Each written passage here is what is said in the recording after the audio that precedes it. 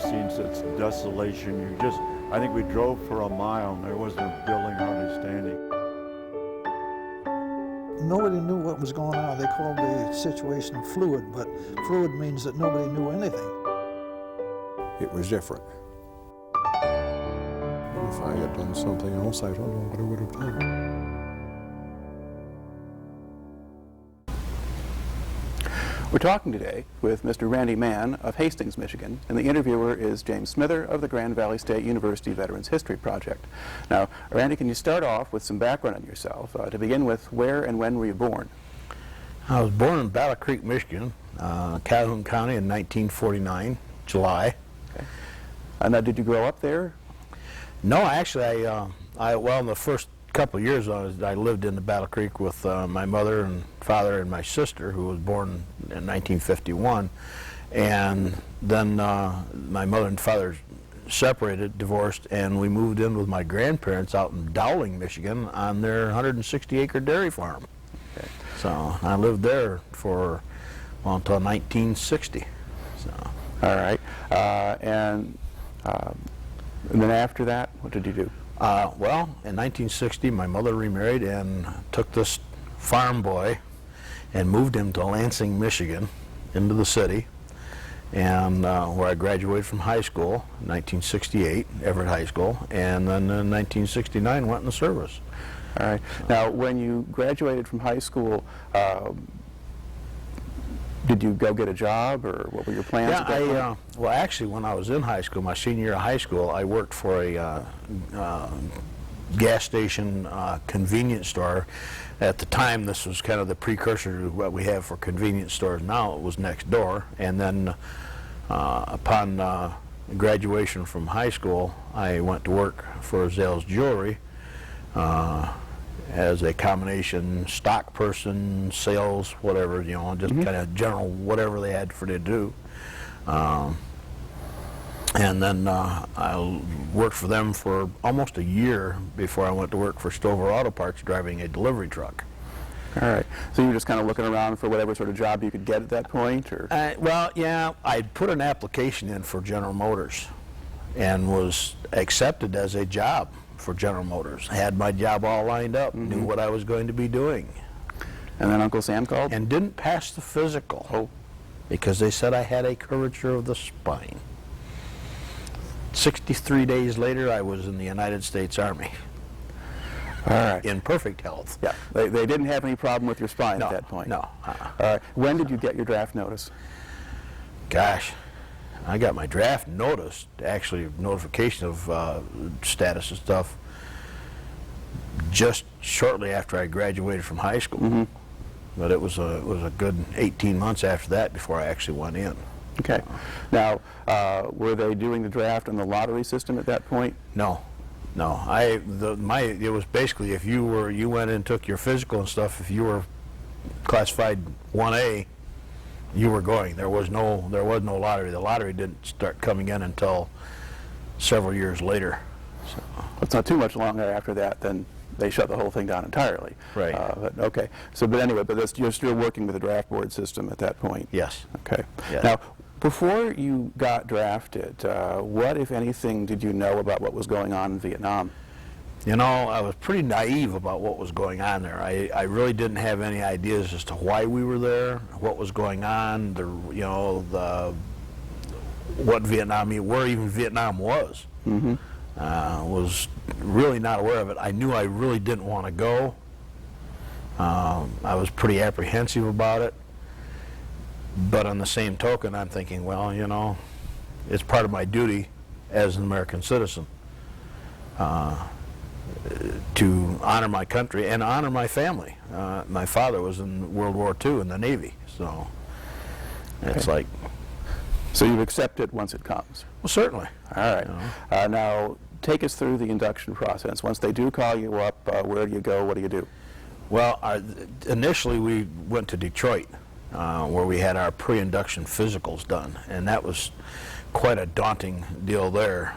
You get in there and they run you through the whole gamut. I mean, this is the second time you go to Detroit for a complete physical, and at which time when the physical is finished, Then they bring everybody into a room and they swear you in as being in the United States military. And then they went there and says, all right, we need individuals here, X number of individuals, to be in the Marine Corps. The rest of you will be in the Army. Are there any volunteers? Well, there wasn't anybody wanted to volunteer for the Marine Corps, so they just went down through the line. They picked out and walked through there, and they said, all right, everybody from here to here, step forward. You're now in the Marines. The rest of you are in the Army. They loaded us on buses at that point in time, and all of us that were going into the Army, they took us to Fort Knox, Kentucky, where we were gone through another physical and assigned, given our uniforms, our clothing, everything that we needed, issued our what we call TAC or whatever. I don't know. It was like a pistol belt and stuff. You know, I mean, just all the gear stuff we needed, everything but a weapon. We weren't issued any kind of a weapon yet. And then we were taken to our basic training quarters, buildings, which for me and our group of guys was actually quite nice. It wasn't one of the old wood barracks. This is a nice, modern, 3-story, large concrete building. I mean, it was just that housed everything. The mess hall was there, the offices and stuff was there, all the platoon barracks were there, all the sergeants had their rooms and stuff there, the kitchen, or mess hall, the laundry, the arms room, the armory, and everything. It was all in one nice, large building. Did you have the impression that was probably built just a few years earlier as part of the Vietnam Yeah, buildup? it was not. Yeah, it was not. It was something that was relatively modern. I mean, it was built in the late '60s. You know, Yeah, versus the stuff, the wood buildings that were built for World War I and World War II. Right. Yeah, because you had, with the expansion of the Army, they processed an awful lot of guys through Fort Knox. So, Yeah. okay. So they you did. at least got that They part. did. Yeah. Now, how were you treated by the drill sergeants? Actually, my platoon that I was in, we were treated quite well. I mean, it was they were rough. They didn't cut you any slack at all. I mean, these individuals had been in Vietnam. Sergeant Johnson, I'll never forget Sergeant Johnson. Sergeant Johnson stood about 5'9", weighed about 230 pounds. Black man. Kind of reminded you of a gorilla. Strong as an ox. And he was not the platoon sergeant. He was an E6. The platoon sergeant, Sergeant White, didn't live on base. He lived off base with his family, and he would come in. But Sergeant Johnson would tell us, all right, now guys, you know, whoever was on fire guard, he'd make sure that you passed it on down the line, you know, to wake him up at X time, usually around 4 o'clock in the morning. And he would leave in his Chevy Nova that he had, which was all souped up and everything, and he would, after evening, he would take off and go out bar hopping or whatever, come dragging in around midnight, 1 o'clock in the morning, and guys would be, you know, make sure that somebody wakes me up at 4, and 4 o'clock, knock on his door, up, and he would look like I'm going, how can this, but they really treated us quite well. I was quite surprised. I mean, they had training times that they did, but in the same time, they were strict, but yet understanding. A prime example of that was that your brass, the stuff that you wore on your collars and stuff, you know, for your dress uniforms and your khaki uniforms, had lacquer on it. But the lacquer had to come off so you could take and polish it with Brasso. Well, taking this lacquer off by hand and rubbing it with a cloth and stuff with the Brasso stuff takes forever. Sergeant Johnson comes in with a towel, Brasso, a piece of a cleaning rod from an M14, and he says, gentlemen, this is the way we can take the lacquer off of there quickly. And he has a drill with him, and he puts the rod in the drill, sticks it through the center hole, puts the brass on it, sticks it down on that, then it turns on, zip, and it's just that quick. and he turns it loose to us.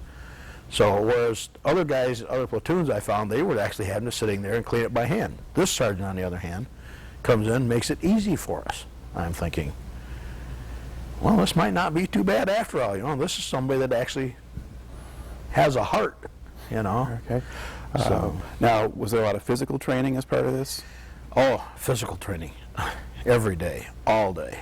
I mean, it was just we would line up in the platoon formations, and to get into the chow hall, you had to, when your squad was peeled off, you had to run around the field, in other words, or the parade field, or was where our formation area.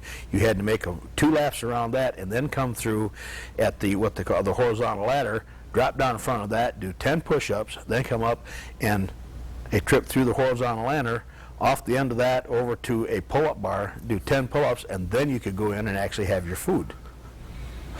All right. Were you in good shape when you went in? Well, I wasn't in bad shape. I mean, I was physically fairly good shape, you know, but nothing compared to what I was by the time, you know, it was just, I mean, I went in at 5'9", weighing 165 pounds.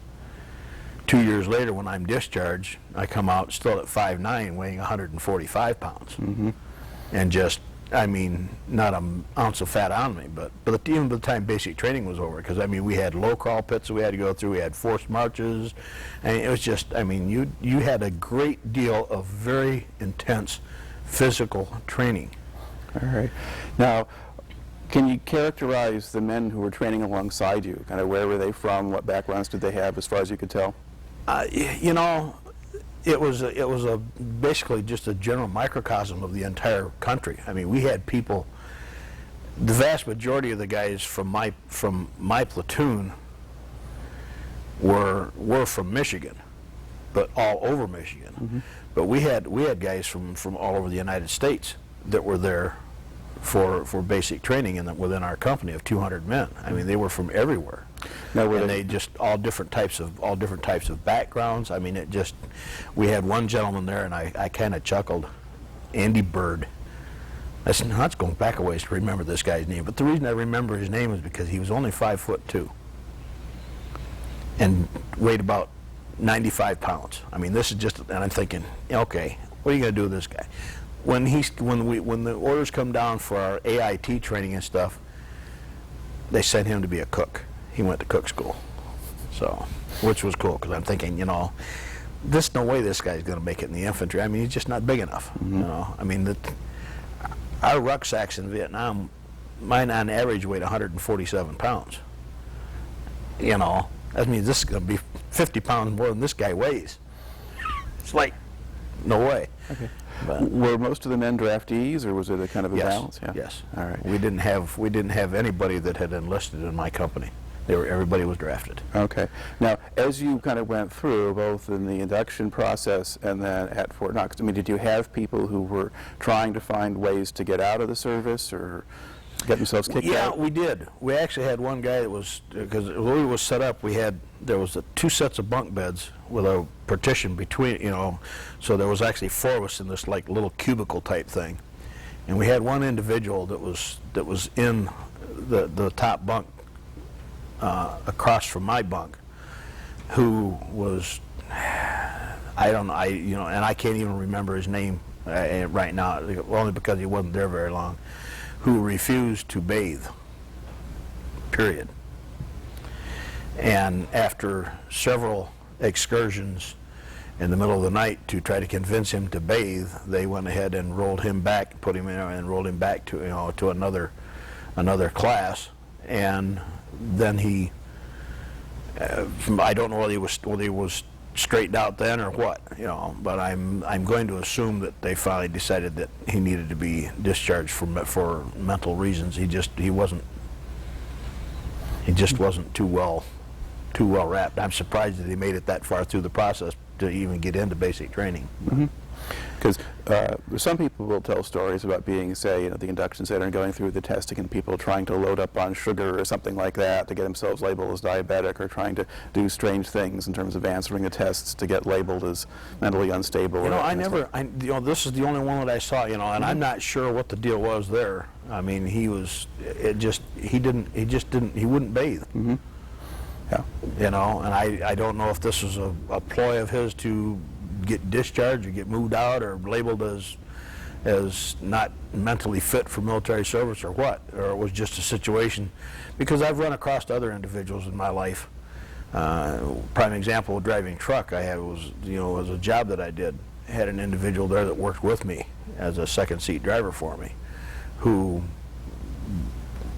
didn't bathe and wouldn't change his clothes. I finally told, so, I mean, there's different individuals have different family upbringing and stuff, and this may have been just one of his situations where he, didn't like to get undressed in front of other men, because, honestly, I mean, you go in here, it's not an individual shower, it's a shower with 8 or 10 or a dozen shower heads coming out of the walls all around it, and I mean, it's just, and it may have been a situation like that he was just not comfortable being naked around other men.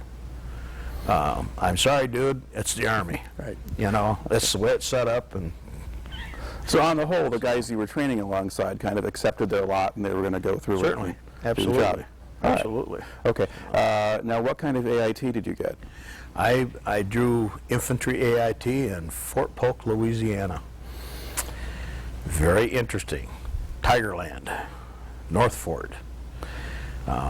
Very much the terrain, everything was very much like being in South Vietnam. I mean, there was swampy areas and bamboo. And now, I don't know whether this is stuff that they had actually brought in and set up there for it like that. Some of it, yes, it was. But the AIT training was done in Fort Polk, Louisiana, and that was interesting training, very interesting training. Can you describe a little bit what happened there? Well, I mean, it was hot. I mean, it was because I took my basic training, started in July. I had 8 weeks there, so we're in Louisiana in September. And it's hot and sticky and muggy and mosquitoes and just all kinds of vermin and one thing and another. And we were then in the old wood barracks, single-story wood barracks and stuff. Well, actually, some of them might have been. No, I think they were two-story wood barracks. Yeah, they were two-story, but it's the old buildings. It was an interesting deal there because we would have GI inspections and stuff where they would come in and, they inspected the buildings every day. The sergeants, I mean, when we were out in the training and stuff, they would inspect every single day of the week. And, you had to be able to, the floors had to, you could shave off these linoleum floors. I mean, they had to be high buffed. I mean, it was just, everything had to be just so. They took us through a lot of our weapons training. We fired weapons that I never saw again.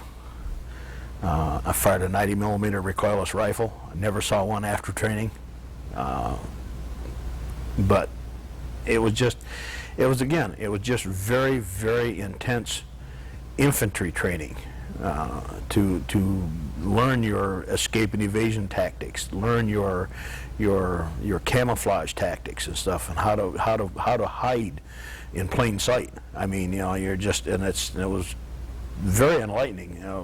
But then again, very intense training, because the vast majority of the guys, as soon as they left AIT, they were going home for a 30-day leave, and then they were going over to Vietnam, and they were going to be out in the jungle. So. And were you being trained by people who had been in Vietnam already? Yes. Everybody that was on the staff had done at least one tour, and some of them have done 2 or even 3 tours of duty in Vietnam. So, I mean, these individuals, when they talked, you paid attention, because they've been there and they've done it and they know what they're talking about. Okay. And did they talk about things like how to deal with the Vietnamese people themselves and that sort of issue? Well, they did to a degree, but on the same token, when you got to Vietnam, it was different. because some areas, I mean, you had to learn, and they did tell you, you be very, very cautious. You don't, because you never knew when one of these, when that might be a Vietnamese child that is booby-trapped. They did that, and they would tell you, to be very, very cautious. Don't mingle around with and associate with the Vietnamese in large groups of U.S. troops. Stay away and be very, very cautious about where you're at and what happens and so forth. So, because you never know, and it's like, this is kind of rough for this individual who was a very trusting individual, and who's, and everybody's a friend, and all of a sudden you're finding out that nobody is your friend. The only friend you have are your fellow servicemen, and that's it. Which kind of was a little hard to deal with and learn to get around. But same token, I'm here. Right. So. Okay.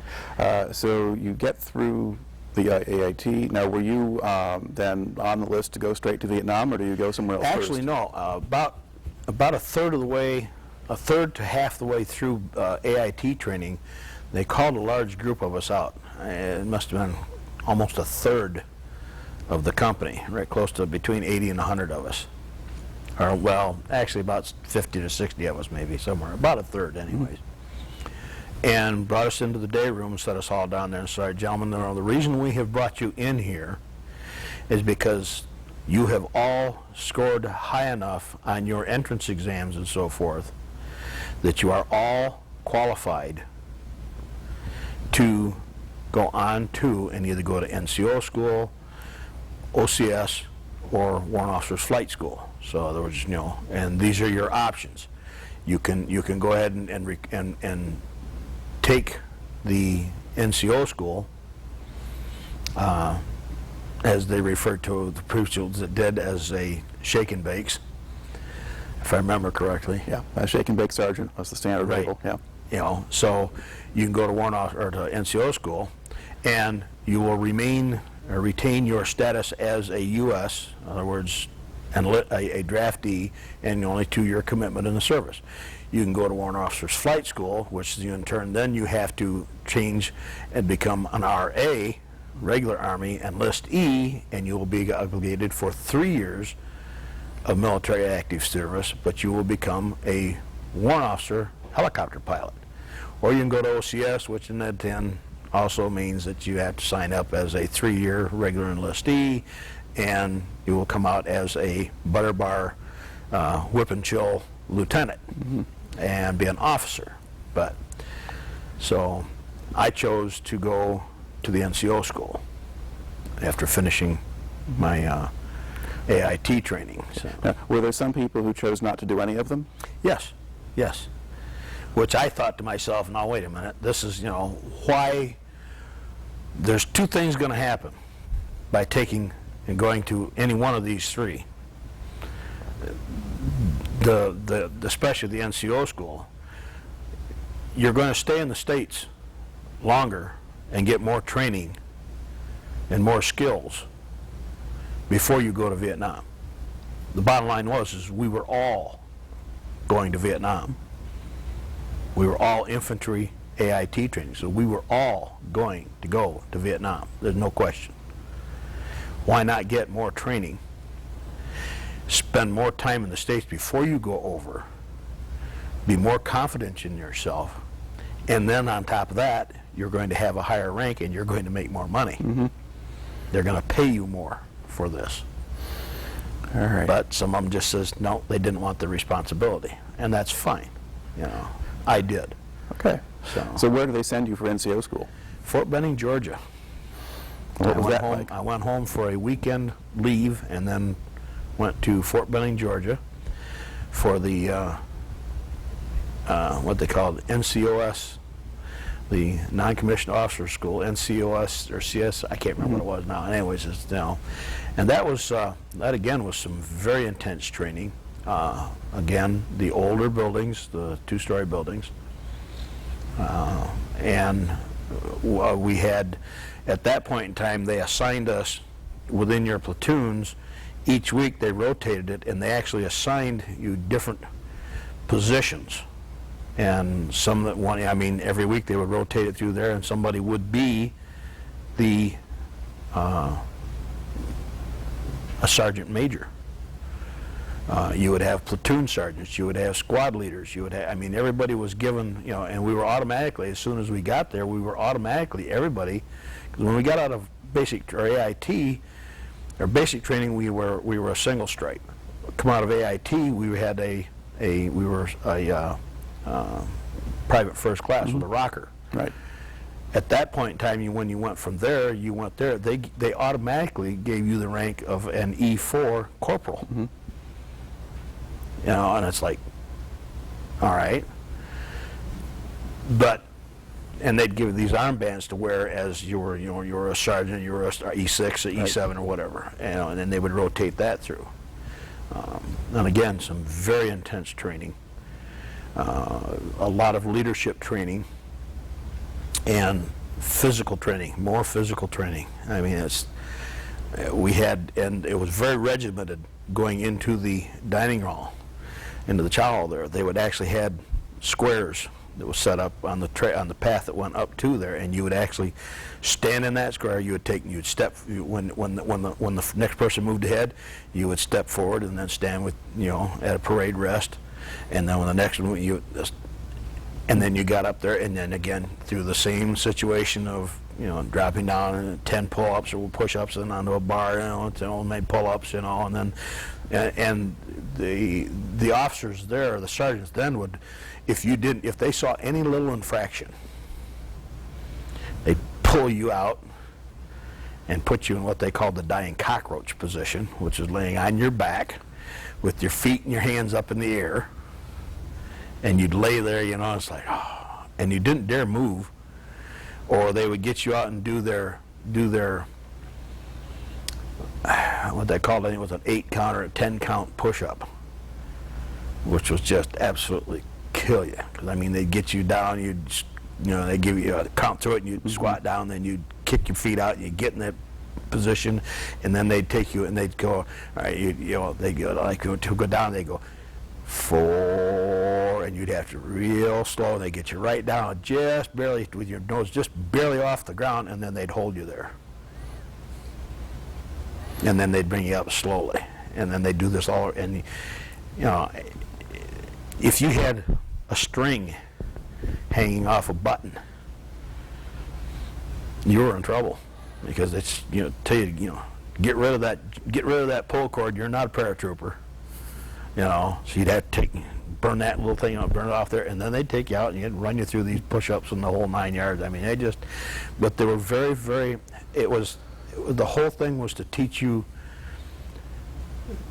some very strong discipline, to be able to take orders and to be able to withstand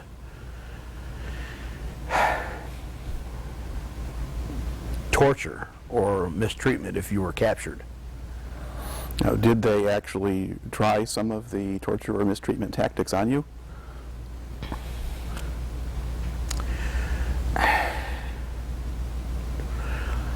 No. I mean, they were just, I mean, they may have, I mean, just, not that I remember. Okay. But you weren't getting waterboarded or something like that? Oh, no. Because there were some special forces types who got that as part of the training. Well, you're right, but that was special forces type stuff.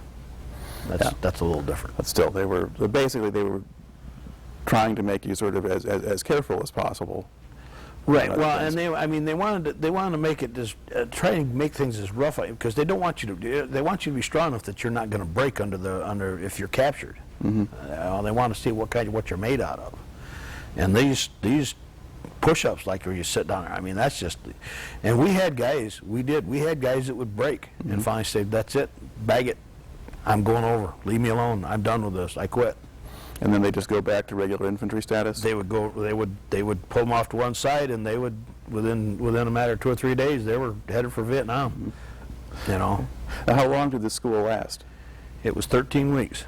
Okay. So when did you finish that? It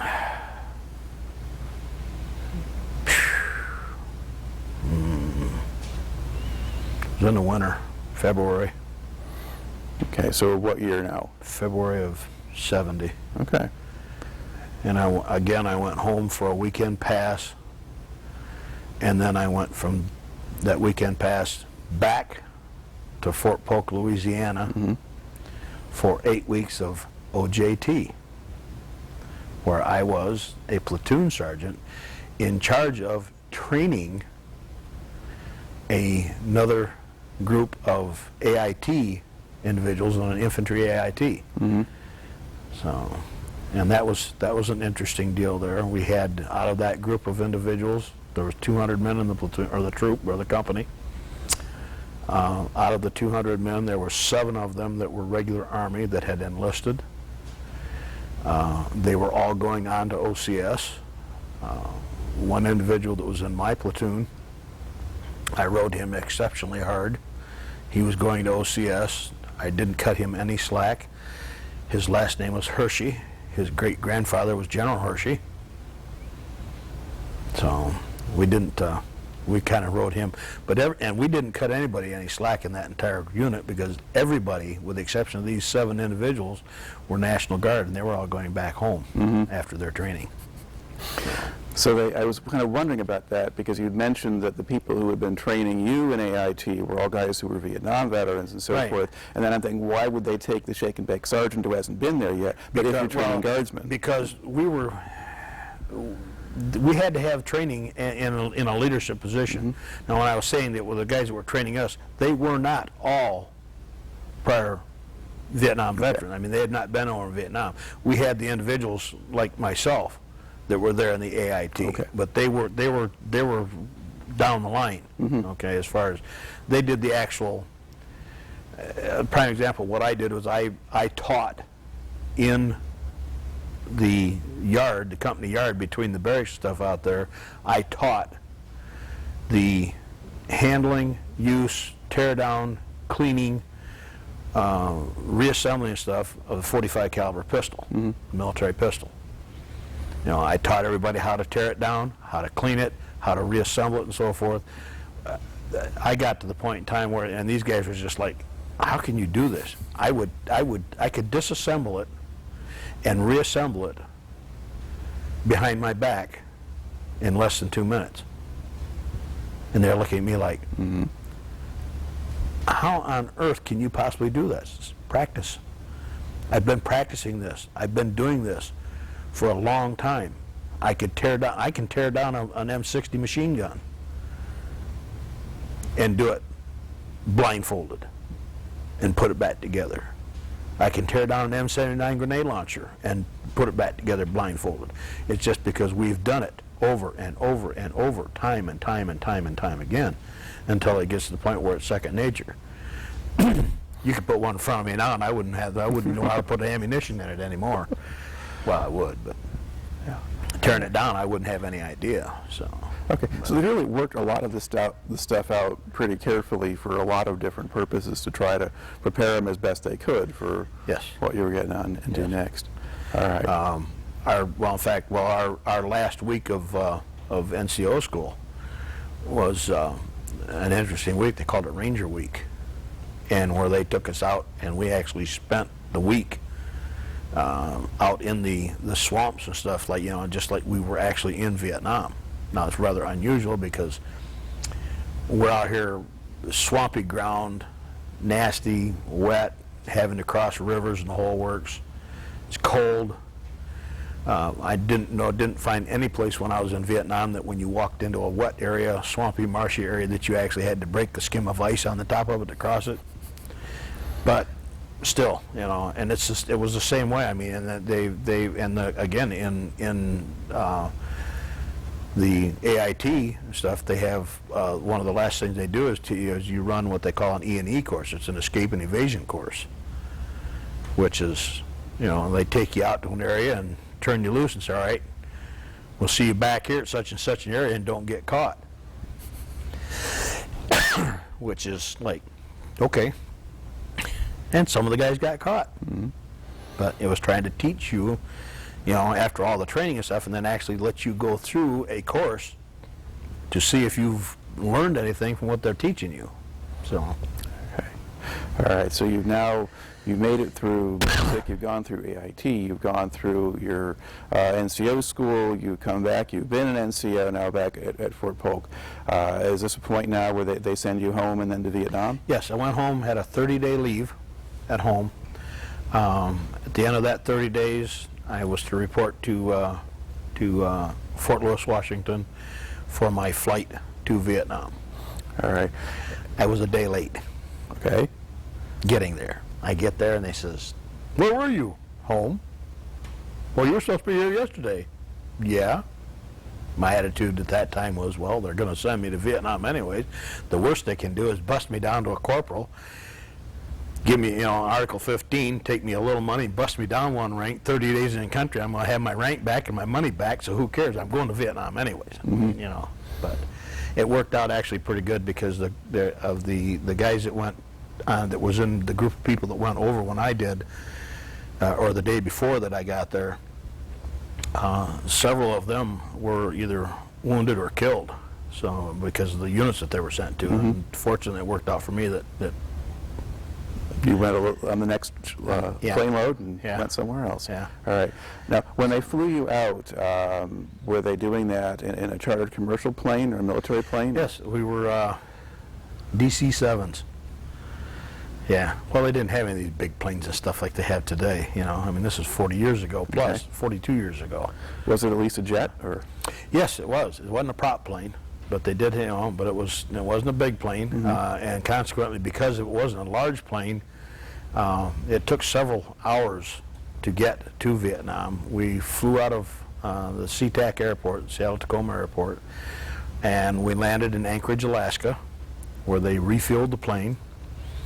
From there, they flew us to Midway, where they refueled the plane. From there to Okinawa, where they refueled the plane, and then from there to Cam Ranh Bay, South Vietnam. All right. Now, what was your 18-hour flight. Okay. And did they let you get off the plane? No, they didn't let us get off the plane. They made us get off the plane. Well, I meant before you got to Cam Ranh. I mean, Every time they stopped to refuel, Okay. they made us get off the plane. They would not refuel it while we were on board. We had to get off the plane into a waiting area, waiting room area type thing. When they refueled the plane, once it was refueled, then we got back on the plane. And so every time they stopped to refuel, we had to get off. all right. So Now, they finally get you to Vietnam. What was your first impression of the place once you got off the plane? dirty, smelly, scary, uncomfortable. The first warnings they told us is if you hear the sirens, you'll watch out, you'll see there's bunkers and stuff. If you hear any sirens going off, head for one of those bunkers, jump in. There were rocket warnings in case there was a rocket fire. And within the first 24 hours of being there, we had 6 of those warning time things go off, and they had rockets fired in 6 different times. It's like, man, oh man, this is not fun. This is really scary. So, but All right. Now, what did they do with you? You land at Cam Ranh, then what happens to you? well, we went in and we got, of course, we're in a khaki uniform, and that's all we have. We have no weapons. We have absolutely nothing but the clothes on our back, and they take us down and they issue us a set of fatigues, and then they start to set up, so they're going to assign us to different groups. And again, they came down through and asked, are there any of you here who would be interested in going to Ranger School? And I'm thinking, maybe. So I did go to the Ranger School in Cam Ranh Bay. Well, actually, they sent us up to Chu Lai for the Ranger School. And we get up to Chu Lai there for their Ranger School, and I might have been in Cam Ranh. No, I was in Chu Lai. Okay. I can't remember. It was one of the two. But anyways, the Ranger School is where they really get nasty with you. I mean, at the school only lasts 3 weeks, but when you finish that, you then become a ranger, working in military intelligence, long-range reconnaissance. I completed the training and then spent 6 weeks with them and decided that wasn't what I wanted and asked for a transfer to a straight infantry unit. Okay. So what were you doing in those 6 weeks while you were with them? It was training. Or just I mean, we did training, and then we went out. I went on one mission, and that was enough. What they did was basically, it was a G Company 75th Rangers, and basically what you did was you collected intelligence. We had no troops in Laos. Mm-hmm. Okay, that's the official thing. Unofficially, we did. We would eat nothing but Vietnamese food. We did not bathe. We did not shave. You didn't brush your teeth. You wore the same set of, clothing. It was U.S. clothing, but all the tags were removed out of it. Mm-hmm. You carried captured Vietnamese weaponry, whatever they had, this is what because when you actually started to go out on a mission, they wanted you to smell just like the Vietnamese. Mm-hmm. And you would actually go out, they'd fly us in a helicopter, you rappel down out of the chopper, set up your area of observation stuff, most generally was along the Ho Chi Minh Trail in Laos, and actually collect data on troop strength and equipment and so forth that was brought down through there, and then you would hike back out to the extraction zone where they would drop the ropes out, you'd tie on, and they would actually yank you up out of the jungle and take you back, and you would report all this information. Okay. How large a group were you? It varied from anywhere from 3 to a maximum of 6 guys. Okay. So just this little group of guys plunked in the middle of the jungle someplace, and how long would you stay out? 3-4 days. Okay. And did you see anything during that time? Did anything Always. happen? Always. I mean, you're sitting along a trail, you're camouflaged in. I mean, it's just, yeah, and that's what you would do. And then you'd only go out once every 6 weeks, because then you'd come back in, you'd get all cleaned up and shave and shower and the whole 9 yards, and then that was it. You'd start preparing for the next mission. Right. So Now, people, you hear a lot about sort of the Ho Chi Minh Trail, and you have the general idea might be you got just a single little narrow trail through a jungle or something. Is that really what it was, or was it kind of a wider road? Or the road. Okay. And what kinds? It was a dirt road. I mean, it was wide. I mean, but it was, it's in jungle and stuff, so it's really hard to see it from above, from the air. Okay. But I mean, it's, they're moving heavy equipment down through there. They're moving tanks down through there. Trucks. And it just, that's, yeah. Okay. So you got a lot of business. Oh yes. Okay. Yes, definitely. And would they, the Vietnamese, as they're moving up and down, would they make any effort to patrol into the jungle a little bit and look around for you? Oh yeah, they're always looking around for you. I mean, because they know they're being spied on. They just don't know where you're at. And provided you have done a very well job of camouflage. Because I mean, they would drop you in. Mm-hmm. We didn't drop in close. They would fly us out there, in the helicopters and drop us into the jungle, and we might be 10,000 meters away, and we'd have to hike these 10,000 meters, these 10 clicks, Right. into the area, where we're actually going to set up. So I mean, they really didn't. They knew that we were in the area. They just didn't know where in the area. 'Cause, I mean, they might drop us in here, and we'd hike off this direction, or maybe here, or hike us out there, or we might come right straight in. They knew we were there. They just didn't know where, and it behooved us to make sure that we were camouflaged well enough. And that was part of the reason they wanted us to smell like them. Therefore, we ate the same food they did, the whole 9 yards. Yeah, it was just, you didn't smoke or nothing. I mean, it was. So now, did you have a radio? Did you report back, or did you just record or write down what you saw, or just remember it? Communication. No identification, no communication. Okay. So you just kept the information in your head? Yep. All right. We had a preset point where they would come to pick us up, and the way that date and time, all right, we'll pick you up 2 o'clock in the afternoon, such and such a day, at this such and such a point, and you would and they would have it already preset that you would be there, and to identify that you were there, You would have a smoke grenade that you would pop with and they would know that it'd be a purple smoke or a red smoke or a yellow smoke. You know, so that they would know that you were there, and that was and then they would fly over there and they'd drop the ropes down and they'd yank you out of there. Okay. So, and then did you worry about whether or not you were going to get there on time or at the right time, or did you have somebody running the but I patrol? mean, they would. Yeah, I mean, it was. But you made sure that you were going to be there. I mean, you might extract yourself from the area you was at a day ahead of time, so that you would be there. Right. I mean, you're going to make sure you're there, one way or the other. But if you were captured, the government would have no knowledge that you were there. I mean, there was nothing. I mean, you had captured enemy weaponry that you used. The only thing that identified you as not being Vietnamese is, you know, I mean, you're not short with black hair, you know. All right. So one of those trips was enough for you? One was enough. One was enough. That's when I transferred to the Charlie Company, 2nd and 1st, 196, 23rd Division. All right. Tam Ky. Okay. Now, when was it sort of common for people to kind of get to a situation you were in? Do you think other people were doing the same thing and think, oh my God, what have I gotten into?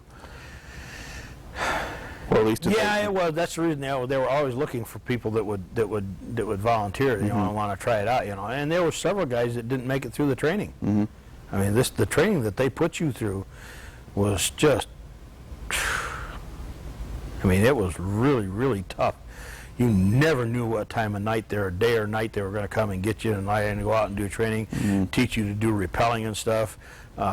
We actually, at that point, we had to be totally self-sufficient as far as if there was medical care and stuff needed. We had to learn by actually working and practicing on other trainees to put in IVs. You know, I mean, we were everything. You know, we had to learn to do it all. And then the final training stuff, they'd actually take you out over top of the South China Sea in helicopters, and before they actually started letting you rappel out of, you know, as far as over land or whatever, they'd take you out over the ocean in South China Sea, and you'd rappel out of the helicopters into the water and slide down the ropes. And the reason they did this is in case you messed up, they wanted you to have something that was a little bit softer to land on than the ground. Believe me, the water's not that soft. Well, it is if you're not too far up. But all right. So okay. So now you make a switch. Okay. Now, what sort of reception or whatever do you get when you come and you go to the 196th Brigade and then get assigned? How does that play out?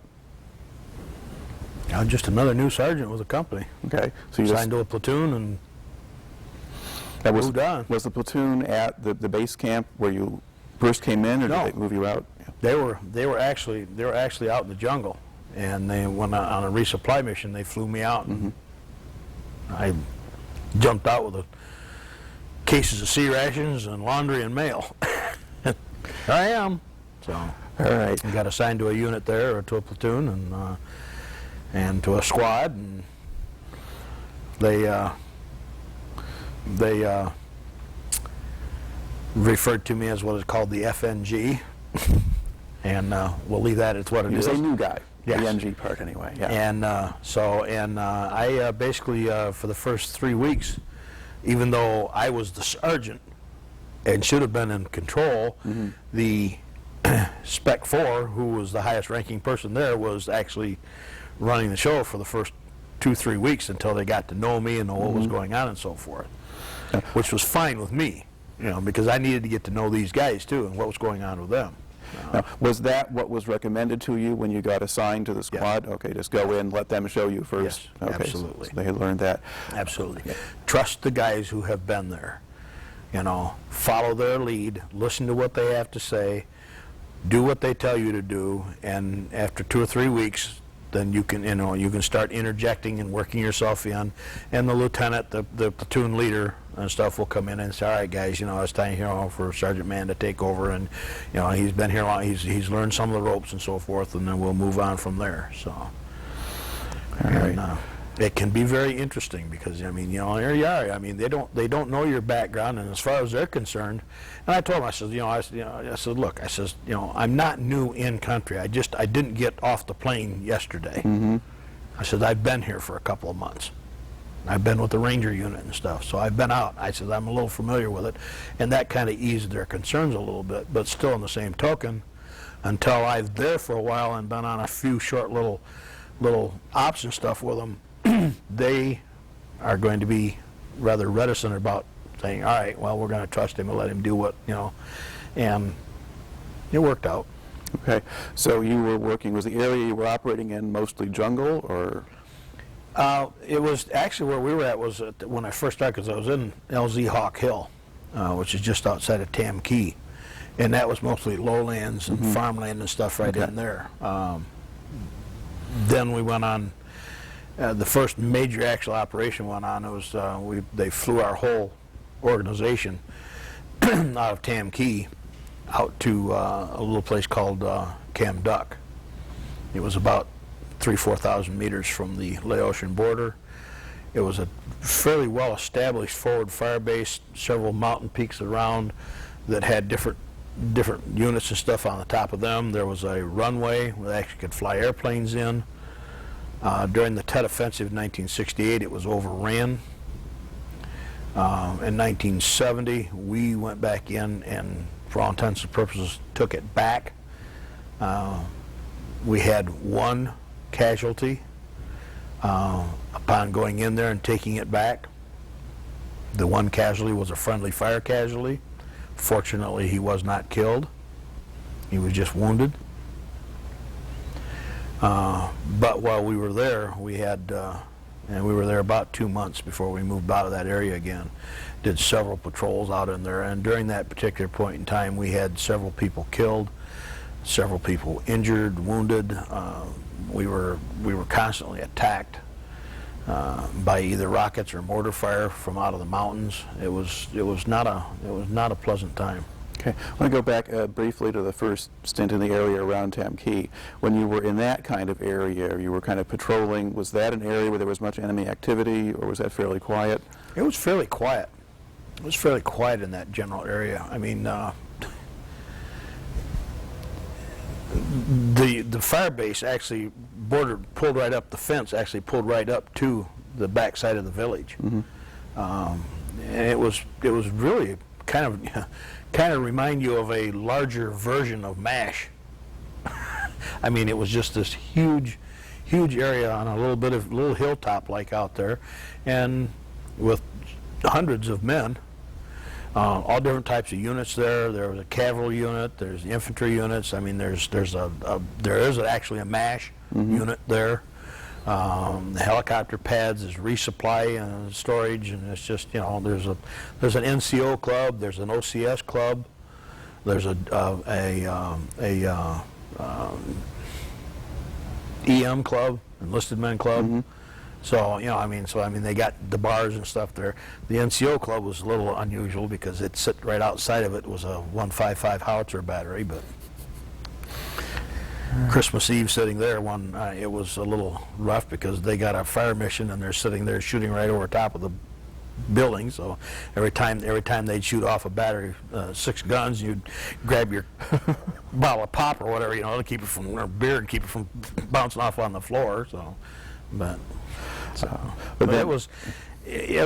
I mean, you had guard bunkers and stuff all around it, and concertina wire, and it was set up pretty good, and it was patrolled quite well.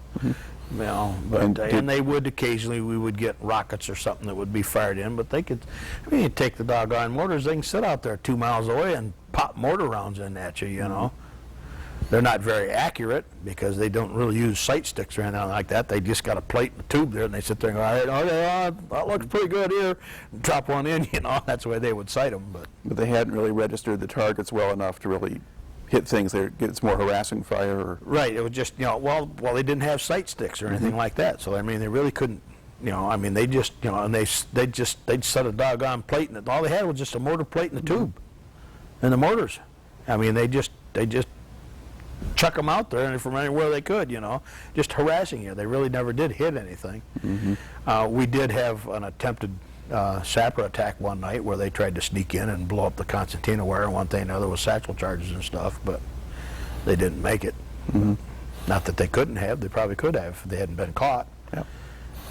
But people on guard were doing their job that night. Exactly. And spotted them. Exactly. All right. And the patrols that you made out of there, were those mostly just short one-day things, or? Yeah, usually that's all we did. They said, all right, well, we need you to go out and check this area, and we'd all load up in the helicopters, and they'd fly us out and set down, and we'd jump out, and we'd check the area out. Late that afternoon, they'd come back in, pick us up, and we'd fly back in, you know. And did you run into anything?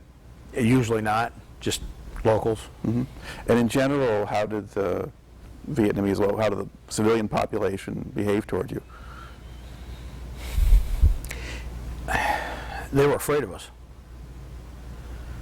to a degree. It depended on how you treated them. You know, if you treated, I mean, most of the civilian population when we were out there, I mean, these people are peasants. They live in grass shacks, grass and bamboo. You know, I mean, and they literally work from sun up to sundown to prepare enough food to feed themselves once a day.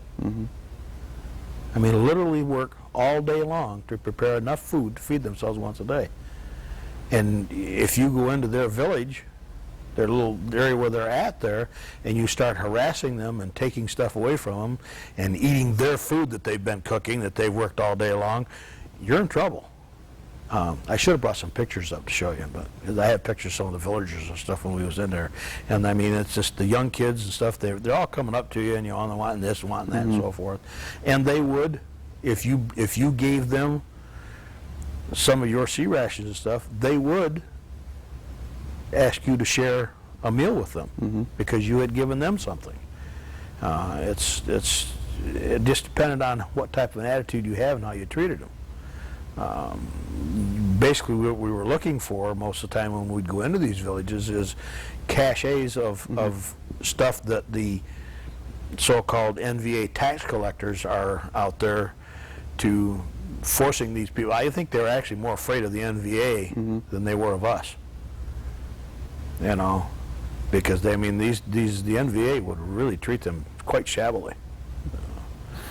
But we would round everybody up in the village and get him into a central area. And then I had what's called a look-long scout, or a Kit Carson scout. It was a Vietnamese that had been captured and was working with me. Therefore, I learned to speak some Vietnamese, he some English, and between the two of us, we could do some interviewing and stuff with these individuals. So I'd like someday find out where he's at, what happened to him. But so you're trying to gather information and yeah, that's what we, you know, basically what we're doing. I mean, basically what we were doing, I mean, we're out there, a combination of a pacification and information. That's what we're doing, most generally. Sometimes it didn't work out that way, but most of the time that's what we were doing. We were just patrolling and checking and trying to gather information. And Now, was this an area where you had to worry about booby traps and that sort of thing? Always, always, always. Didn't matter where you were at, you had to watch for booby traps. You could kind of sit back and watch the indigenous personnel that were there, the local villagers and stuff, and you'd watch and look and see where they go and see what trails and stuff and which rice paddy dikes and stuff they walk on and which ones they don't walk on. You don't walk on the ones they don't walk on because they know they're booby trapped and they won't walk on them. Now, did your unit trip any booby traps while you were with them? Okay. Yes. Yes. And what sort of devices were they, as far as you could tell? Anything. Anything. Bungee pitch, little pits like this, would be no bigger than this, you know, with little bungee stakes in them, and you walk through and you step forward and you step down and it breaks loose and your foot goes down to it and these bamboo stakes run through your foot. And they treated these bamboo stakes quite well. They would actually take them and they would stick them in the fire till they got nice and brittle and hard and everything, and then they would dip them in feces and then set them up there. Or they'd have, we run across one, and we got quite fortunate with it. I walked point a lot of the time while I was there looking specifically, and I saw a tripwire run across, and they actually had taken captured one of our baseball grenades and had set it up with a wire across the trail, and they had it camouflaged quite well. Not well enough, but quite well. And what it's set up for, you come through and you trip that. Well, what they do, grenades are set up with a time delay fuse on them.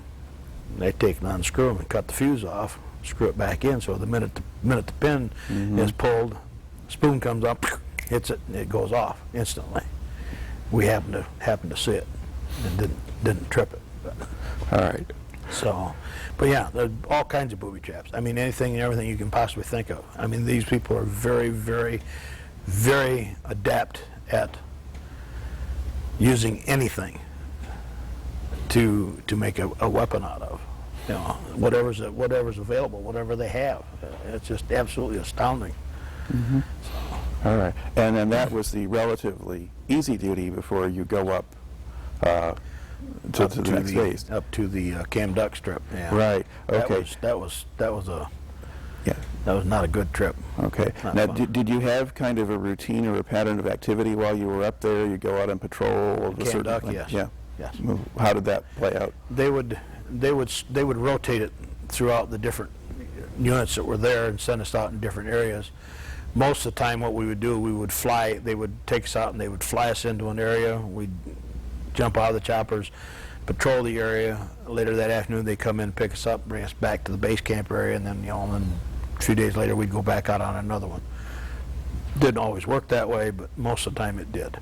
Now, did you encounter many North Vietnamese when you were out there, or mostly just get shot at with mortars? The vast majority, I only had I had two operations that I went on where we actually encountered enemy combatants, mostly North Vietnamese individuals. The one was they flew us in to do some reconnaissance. Fly us in the morning, fly us, come back in, pick us up in the afternoon, fly us back out. Had a cold LZ, a cold landing zone, no enemy combatants or troops in the area. Fly us in, so therefore we didn't take a lot of stuff with us, which was a mistake because as it turned out it wasn't what the intelligence people had thought it was. Instead of flying into this area that wasn't supposed to be really any enemy troops and so forth, several days later we found out that they had mistakenly dropped us into what they referred to as a North Vietnamese battalion base camp. Oh. So what happened when you got there? We had to shoot our way in. 3 days later we shot our way out. We had 6 guys wounded, 1 guy killed. The platoon leader, the lieutenant, was critically wounded. I had been standing not any farther away than I am from you talking to him, and I turned around and stepped away, and not just a matter of a fraction of a second after I had stepped away, he was shot from behind and shot through the shoulder. And had I been standing there, I'd have been hit too. Okay. Now, was this just a platoon-size operation you were on? Yes, it was a platoon-size operation. And how many men do you think were in the platoon when you went out there? 27. Okay. It was 27 of us. 27 guys. And you're Platoon out. strength normally is 40. We very seldom ever had 40 men. The highest I can think of that we had was 33. And how low did you get? The lowest we got was down to 6 of us. Not even a squad strength. All right. So you were out there with this. You were out there for 3 days. Yep. Okay. What happens at night? We set up at night with a night defensive perimeter, and with the mortars and howitzers set up a firing around us. So we had pre-designated areas. All right, we call them in, fire mission Bravo Zulu, fire mission whatever, and different pre-set places for them to shoot rounds out throughout the entire night, so that the enemy wouldn't know where, and they would set this stuff off all night long to help keep us from being snuck up on at night and attacked. And did that work? So, I'm here. Yeah. I was never captured. So. Okay. But did they still try to come up and attack you anyway? Well, no, because I don't know. Okay. We have no idea. Right. We have no idea whether they did or not. The next day, we tried to move to a different area, and they kept us pinned down in the daylight hours. And the third day, when we actually was able to finally get out of there, we had we had some fire missions that we had called in that they really didn't want to do them because of the proximity to where the enemy was and where we were at. They didn't really like to do this, but they had they used the F-4 jets and come in with 250-pound bombs and their 20-millimeter Vulcan cannons, and we popped the smoke and stuff so that they'd know where we were at, and then they started dropping them. And these planes flew so low overhead that you could actually roll up and look and actually watch the hooks on the hangars open up on the bombs when they would release them. You know, and it's just, and you'd cover up because when they'd go off, you know, you'd get pelted with chunks of dirt and trees and everything else when they were blowing up. They were dropping them that close. They don't like to drop it that close, right. But we didn't have any choice. We're on this side of a valley, and on this side of the valley, there's a river there, and we're on this side of the river, and on this side of the river is this NVA, and they've, you know, and we're pinned down. We can't get out of there. So it's like. Now, were they going to blasting a path for you to move out, or were they just trying to hit the enemy? And, they were just no. They were trying to keep you know, scatter them out of the areas, right. You know, and get them to move out of there so that we could actually then move away and get to an area where they could extract us. Okay. So, and did you still have your casualties with you at that point? Were you still carrying them? The casualties were already gone. So they medevaced them out? They'd been medevaced out. Okay. They'd been medevaced out. In fact, we had, the thing that surprised me was and they wanted us to wear flak vests and helmets. Come on, people. It's 123 degrees out here with a 99% humidity. We're going to wear a steel helmet and a flak vest? I don't think so. It's just, I mean, you know, I was bad enough. I was like, say, I was down to 145 pounds when I come home. Give me a break, you know. I mean, my pack weighs 2 pounds more than I do.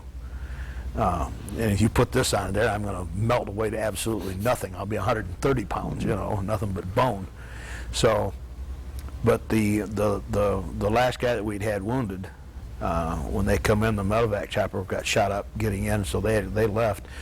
We had the major, and I can't remember his name, but the major was flying around in his loach up above, buzzing around there, kind of keeping track on watching things and so forth. And he actually flew in. Told his pilot, take me down there, we'll get this guy out of here. And this guy had been hit in both arms and through his chest.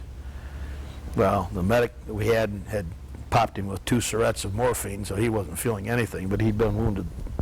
Muscle, tissue wound through this arm, tissue wound through this arm. He had been carrying the machine gun. And the bullet through this arm, hit the sternum, come through the sternum, out the rib cage, and through this arm. Okay, it didn't hit bones on either one of the arms, just muscle. He actually helped pull himself up into the chopper. Wow. The major comes down there, and the major jumps out of the chopper, and they load this guy up there, and the major tells the pilot, go, and he stays with us. The major is kind of an interesting individual. Fire engine red hair, red handlebar mustache, bush hat, sleeves cut out of his t-shirt, and pants rolled up above his knees. This is the major. Okay, about how old was he, do you think? 35. Okay. And so you think he led men in combat before? Oh, yes. Okay. Oh, yes. So, yes. So he wasn't somebody who was just a guy who trained as a staff officer and come over for his 6 months? No, he'd moved up through the ranks. Okay. He'd moved up. He'd you know, so he was an interesting individual. And then did he stay with you as you walked out? He stayed with us until the very next day when we got out of there. He stayed right with us. It's like, okay, you'll do. You know, he was an interesting individual. The only individual that I had been smart enough that I'd packed some food in my pouches and pants, you know, and stuff. So because I didn't know how long I was an individual, I wanted to be able to eat. If we're out here too long, I don't want to have to eat grubs and stuff. Right. So. And he asked me, he says, anybody got any food? And I says, yeah, I do if you want it. He said, what do you got? And I says, ham and eggs. And he's like, okay. The ham and eggs was not the most favorite item in the C ration foods. I liked them. Most guys didn't. That's why I used to camp. I had plenty of them because they'd throw out. They didn't want them. Now, you mentioned when you went out on this mission, there was an expectation it wouldn't be any big deal, so you didn't bring a lot of supplies. Right. Did you run low on ammunition or other things while you were out there? Yes, we did. And they actually flew ammunition in and dropped it out of the choppers to us. I mean, you know, you want to make sure you weren't standing underneath it because a case of M16 ammunition come kicked out of the door of a helicopter can hurt you. Yeah. So. All right. And so was that probably the most intense firefight you got into, or you had another one that was similar? We had one more while we were there that was really intense, and we had been being harassed by mortar fire, and my platoon took the duty to go up into the mountains and find them. Mm-hmm. And over a period of several hours working our way up through, we come across a guard that was set out, and we dispatched him, and we kept moving on around, and my squad had been walking point, and they'd take and rotate you through. You'd have the point squad, the middle squad, and then they'd have the rear squad, and you would rotate back. The point squad would rotate to the back, pick up the rear guard, and then the middle one would take up, and you move that way, keep everybody fresh. Right. And we had not 2 minutes since we had changed, we come around the corner there, and my squad has the rear. I come around this ridge. Oh, well, not really on the ridge, it's kind of the crest of this hillside on the trail, and they walked into a booby trap. Well, it wasn't really a booby trap, it was set up as it was a claymore mine that was set up, and they detonated it on the guys. And that's when we went up with 27 men on that mission. And there was 6 of us that spent the rest of the night up there. Everybody else was medevaced out because they'd been wounded. So if you were down to 6, why didn't they just take out all of you? Or do they not tell you that? Because we were on a mission. I mean, everybody else had been wounded. They had to be taken out. And they resupplied us with ammunition and stuff, and then we captured the tube. Okay, so We got them, but it was very costly. Yeah. It was a very expensive operation. Now, do you know how many were actually killed out of that group, or? We had nobody died. Okay. Nobody They were died. just hit by the. Now, was it the mine that caused all the damage, or? Yep. Okay. Yep. So it wasn't that you walked into an ambush of a conventional sort, and so you weren't in a firefight at that point. Right, right. It was just, they were set up. They knew we were coming because we had already shot their guard, their outpost. So they knew we were there. And they had the high ground, and they just come after us. I mean, we had several guys that were wounded by rifle fire, machine gun fire, but. And did they actually, were there men at the mortar tube, or had they just disappeared and left that behind? Oh, they disappeared and left it behind.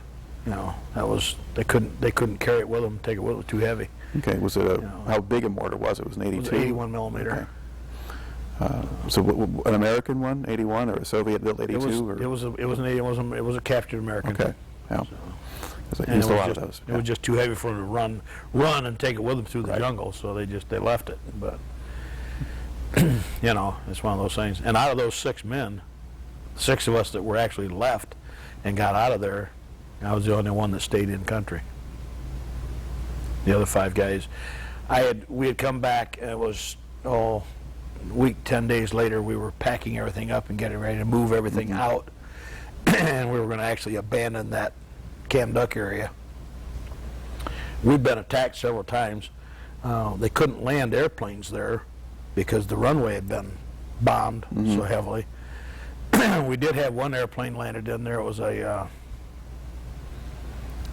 Australian aircraft that come in that had been shot up quite badly. And they come in and he made a crash landing in there, and we guarded that until I was able to come in and extract the aircraft and stuff out of there. But we had big JP4 bladders, fuel out there, and the enemy kept trying to hit those. And unfortunately, we were attacked one night, and one of our guys set one of them on fire with a hand flare. He shot the hand flare instead of shooting it straight up. He got it on an angle and like this, and it went over and landed right in the middle of it and burned a hole in it and set it on fire and burned up several thousand gallons of JP4. But oops, things happen, Right. But we were packing everything up several days later and getting ready to move out of that area and go back in and work in a different area. And I had all my guys assigned with work to do, and I'm going, okay, well, here's a pile of trip flares laying here. I guess I'll go ahead and start putting them in the boxes, you know, packing them back in a crate, and I'm picking them up. And one of them, the pin wasn't in it all the way, and it went off and burnt my hand quite badly. And while I'm in the hospital back in Tam Ky, getting the blisters in my hand debrided and cleaned up and stuff, the rest of the guys, the other 5 guys in my platoon, were messed up quite badly. One guy was killed, John Melky. They had flown them out, and they were at the new firebase where they were going to set up and stuff, and they were moving the motor platoon in there with a Chinook helicopter and had the ammunition hung underneath it in a sling, and they coming in, and an enemy combatant fired an RPG and hit the helicopter, and it exploded and the whole thing, and one of the blades come down and caught all 5 of my guys and killed John Melky, and then the other guys were quite severely injured. So you kind of like got lucky with the trip flare or something. I've several occasions I can say that I was very fortunate. I'm a Christian and I believe in God, and I know that God saved my life on more than one occasion. So yeah. All right. Now after that happens, I mean, how long had you been in Vietnam by then? 6, 7 months. Okay. Now had you had any kind of R&R leave time by then? Twice. Okay. Where'd you go? Hawaii. Twice. I went to Hawaii the week before Christmas.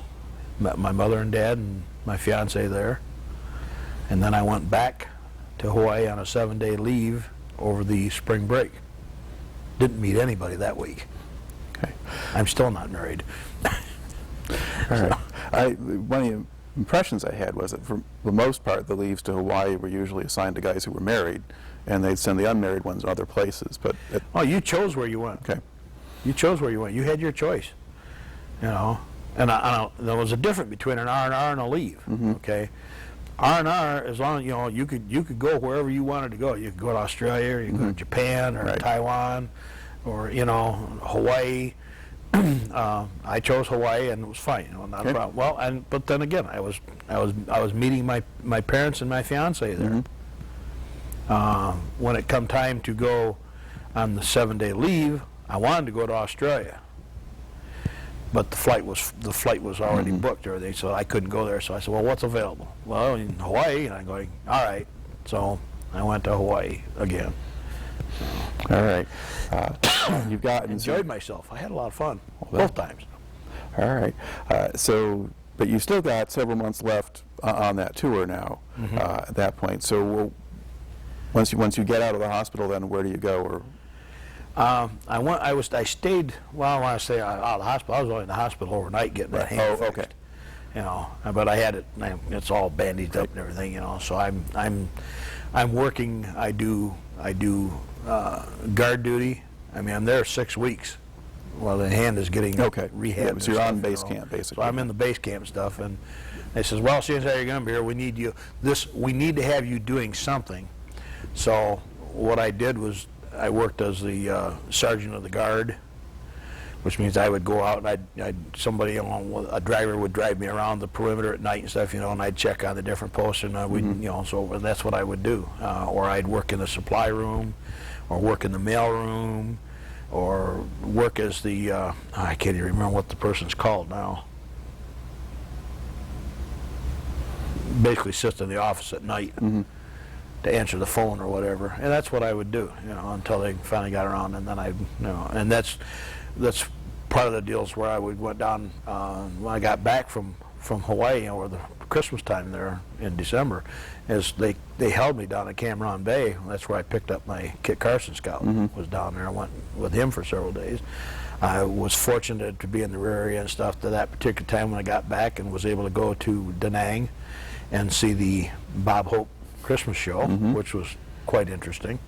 I had plenty of pictures of that. They all got stolen on the way home. So I broke into my bags and stuff on the flight back from Vietnam to the States. I lost all kinds of stuff that I had, but oh well. All right. Easy come, easy go. Well, it wasn't so easy coming, but. Yeah. But when you'd spent six weeks at the base camp, did you want to get back to your unit, or would you rather have just stayed back in the base camp? I'd rather stayed in the base camp. It's quieter. Got more people around you. But hey, you do what you have to do. Okay. So, I finally ended up, though, when I was over there, I went back out and we were walking in a lowland area. I don't know if you know what elephant grass is. Very tall stuff. Very big, heavy stuff. And I'm walking forward, and I prefer to walk point. I don't know why. I guess I just didn't have that much confidence in the other people. All right, I like knocking. And I took a step forward, and when I put my foot down, I put my foot down on air. And I figured I was a dead man right then. But instead of that, I went into this foxhole that had not been filled back in. And I went in and I landed and twisted and landed on my back on top of my pack with my nose touching my knees and messed my back up quite badly. And when they finally was able to get me up out of the hole, brought a chopper in, they brought me into Da Nang, flew me in there and put me in traction stuff there, and then transferred me from there to Cam Ranh Bay, the 6th Convalescent Center, where I spent 2 months down there in rehab and stuff, and then they flew me back to Tam Ky, at which point in time they were in the process of moving us all up to the Da Nang area. And from Chu Lai was was the 196 headquarters, and they were transferring us all up to Da Nang. And when I got up to Da Nang, they put me in charge of the resupply and mailroom, at which point in time, every day of the week, I would fly into the DMZ on a helicopter delivering mail, clothes, and food. So I was on duty 7 days a week, making a helicopter flight into the jungle areas, and it was not fun. So you would get shot at as you were doing that? Sometimes you did, sometimes you didn't. Did they ever have you take anything back out, injured men or bodies or anything like that? No, because I mean, if you had things like that, if there was people that were injured or stuff like that, that was done with medevac choppers and stuff. Yeah. That was done immediately. Yeah. But when we'd fly in, and they'd set up a secure perimeter. We'd land the helicopters. We would take everything out, all the clean clothes, the mail, the food, all that was all unloaded off the chopper, and any outgoing mail was picked up, all the dirty clothes and stuff was picked up, and that was all loaded back on the chopper and was taken back. So, okay. Now you were serving over there at a time when they were getting into what they call the Vietnamization process. They were drawing down the size of American forces, turning things over to the South Vietnamese. What did you observe of that, or to what extent did you realize that we were pulling back or taking men out? Well, I mean, I was over there in 70 and 71. And as far as the drawing down and the more Vietnamization stuff didn't really, I mean, we're just in the beginnings of it, and we found a lot of times the South Vietnamese, I don't know, I guess they just didn't, to me, they didn't have the will to want to be able to go over there and take over. They wanted the ROC, the Australians, the Americans and stuff to do this for them. They didn't really want to take the responsibility. And by the time we finally got out of there, we can understand why. They really just didn't have the heart to go in there and not come under a communist rule. I guess they've been, I mean, you got to stop and understand, these people have been fighting for decades. I mean, the French had been in there for crying out loud, and they'd got their tails whooped, I mean, it's almost a situation that we're in with Afghanistan. Come on, the United States thinks we can go in here and do something when the Russians got their tails beaten left. You know, it's just, I mean, it's really not much difference there. And, you know, when the Vietnamese, they had been at war for so long that they were getting disheartened and they just didn't care anymore. So, you know. Now, did you see much of the South Vietnamese military, I mean, aside from the occasional scout that was with you? No. Okay. Really didn't. Really All right. didn't. All right. The ones that I was impressed with was the ROC. That's the ROK, the Korea? ROK, yeah, the rock soldiers, the Korean. Oh, yeah. These boys didn't. All right. They were amazing. I'd never seen anything like them before in my life. What struck you about them in particular? Fearless. Absolutely fearless. I say, why? Are you crazy? There's 6 of you and you're going to go after this machine gun nest? And it didn't matter. I mean, they just, tough guys. Yep. Tough guys. Just So absolutely fearless. You got to actually serve alongside them at some point? Yeah. Okay. Yeah, worked with them a couple times. Had the opportunity a couple times to work with them. Unbelievable individuals. Just. Well, they may have been more dedicated to the anti-communist cause for good reason. I think so. I think so. You know, they still are. You know, I mean, with Korea being divided, they still are. Now, how would you describe the morale in the platoon or company you were serving in? Poor. Poor. Was a very, very strong, I mean,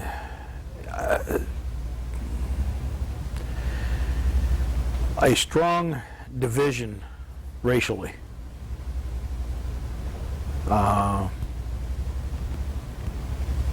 The African American members of the unit would keep themselves away from everybody else and wouldn't associate with or participate with, or even, you know, everybody else that was in the unit seemed to work well together. Although we did have 2 of my real good friends, Robert Taylor, black guy from Texas, and Fred Contreras,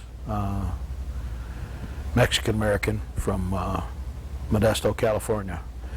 2 wonderful individuals.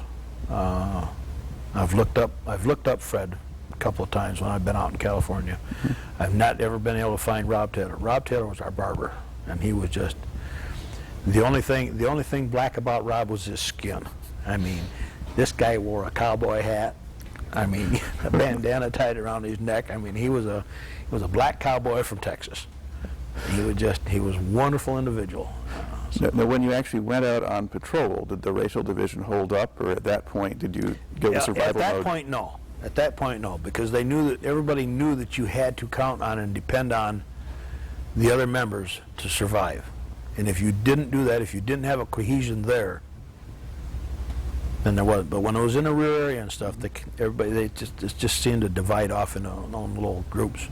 Now, were there fights or things like that, Nope. or just people Nope. kind of no stayed apart? fights, no fights. It was just it was a situation where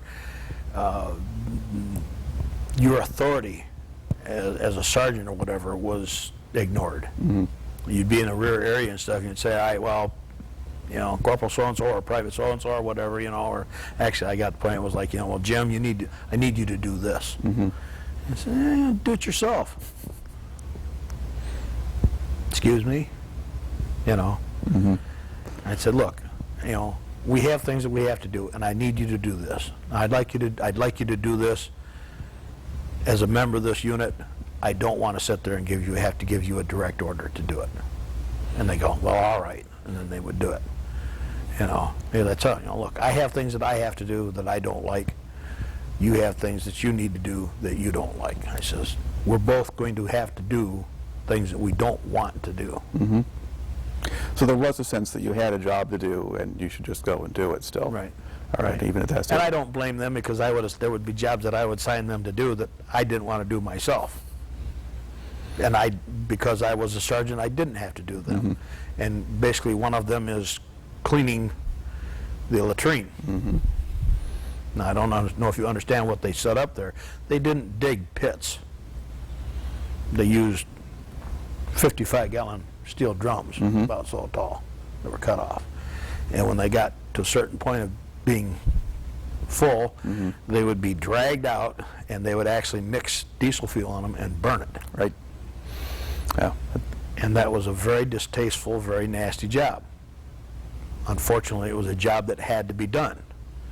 And when it come your turn to do it, you had to do it. Now, being the sergeant, I wasn't obviously going to do, I'm going to assign somebody to do that job because I have other things that I have to do.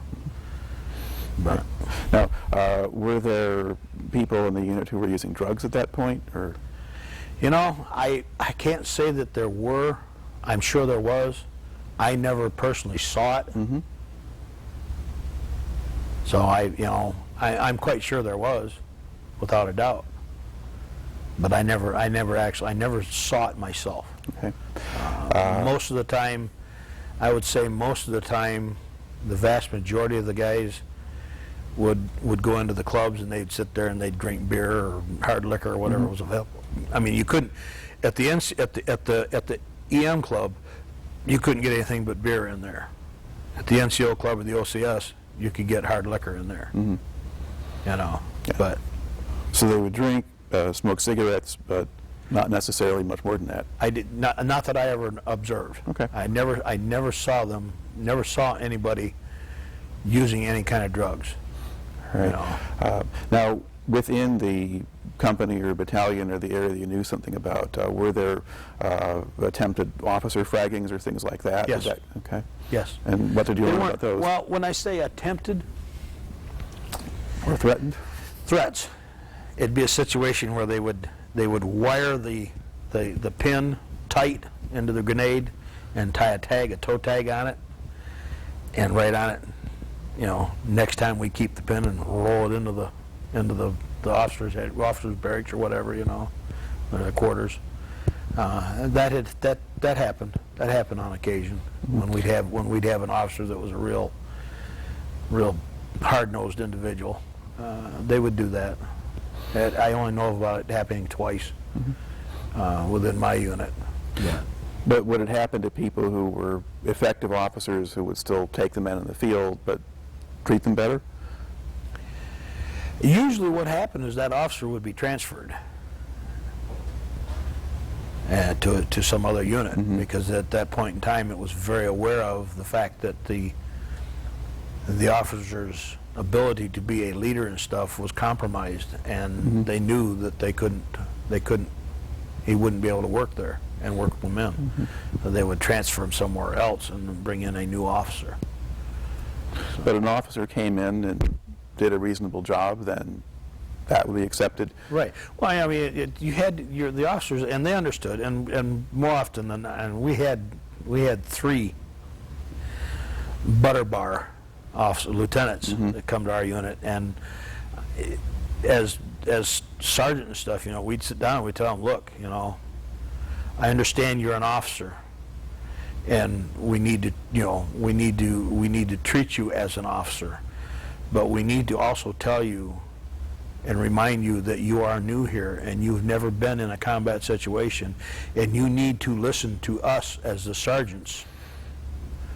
When something is going, you need to come to us and say, all right, well, we need to do this and so, and we will then in turn tell you, well, we don't want to do it this way, we need to do it this way, or this, so forth, and you really need to listen to us until you have time in country where you actually can be, where the guys will trust you and understand. And it goes the same way with us. When I says, when we first got here as sergeants and stuff, we had to count on and depend on and listen to the private, because he had been here and he knows what he's talking about. I says, as far as being an officer or whatever, and I says, and don't wear your bars on your uniform or on your hat or whatever. We know you're the lieutenant. Do not expect us to salute you, because we won't do it, not unless you want to die, you know. Did they And listen we to don't you? want to die, Yeah. you know. So therefore, if we're not disrespecting you as an officer, if we're in the rear area, we'll have no problem with saluting you. But if we're out here in the jungle, saluting as proper military protocol is not going to happen. We want to live. We want to survive. Were the lieutenants So- smart enough to listen to you? Yes. Yes, they were. They were. It's not that the enemy couldn't tell who was in charge, because they could, just because the fact that different individuals would come up to them when we talked to them, and then they'd turn and go, and they could tell at that point in time, who was the higher ranking individuals. Right. But, And the platoon leader would normally have an RTO along with him, wouldn't he? Or well, yeah, right. so another way of spotting him, who's talking to the guy with the radio. Right. Yeah. Well, but see, I mean, he had a radio, and I, as a sergeant, had an RTO. I was a squad leader, and each squad leader had an RTO. Okay. So, it kind of confused the enemy just a little bit, because I'm walking point, and I have my machine gun walking second, and my RTO is third. And so these poor guys, I mean, it wasn't normal protocol like that. Mm-hmm. Usually, you got a point man, a machine gunner, and then you and the RTO back Right. in there, and they kind of, but because, I'd mess them up. Mm-hmm. But I still had my radio right there close enough. Right. So. Okay. Now, so was the mail delivery duty, was that the last assignment you had in Vietnam? Okay. I did that for 2 months. Now, are there other things that kind of stand out in your mind or your memory about the time in Vietnam that you haven't kind of brought into the story here yet?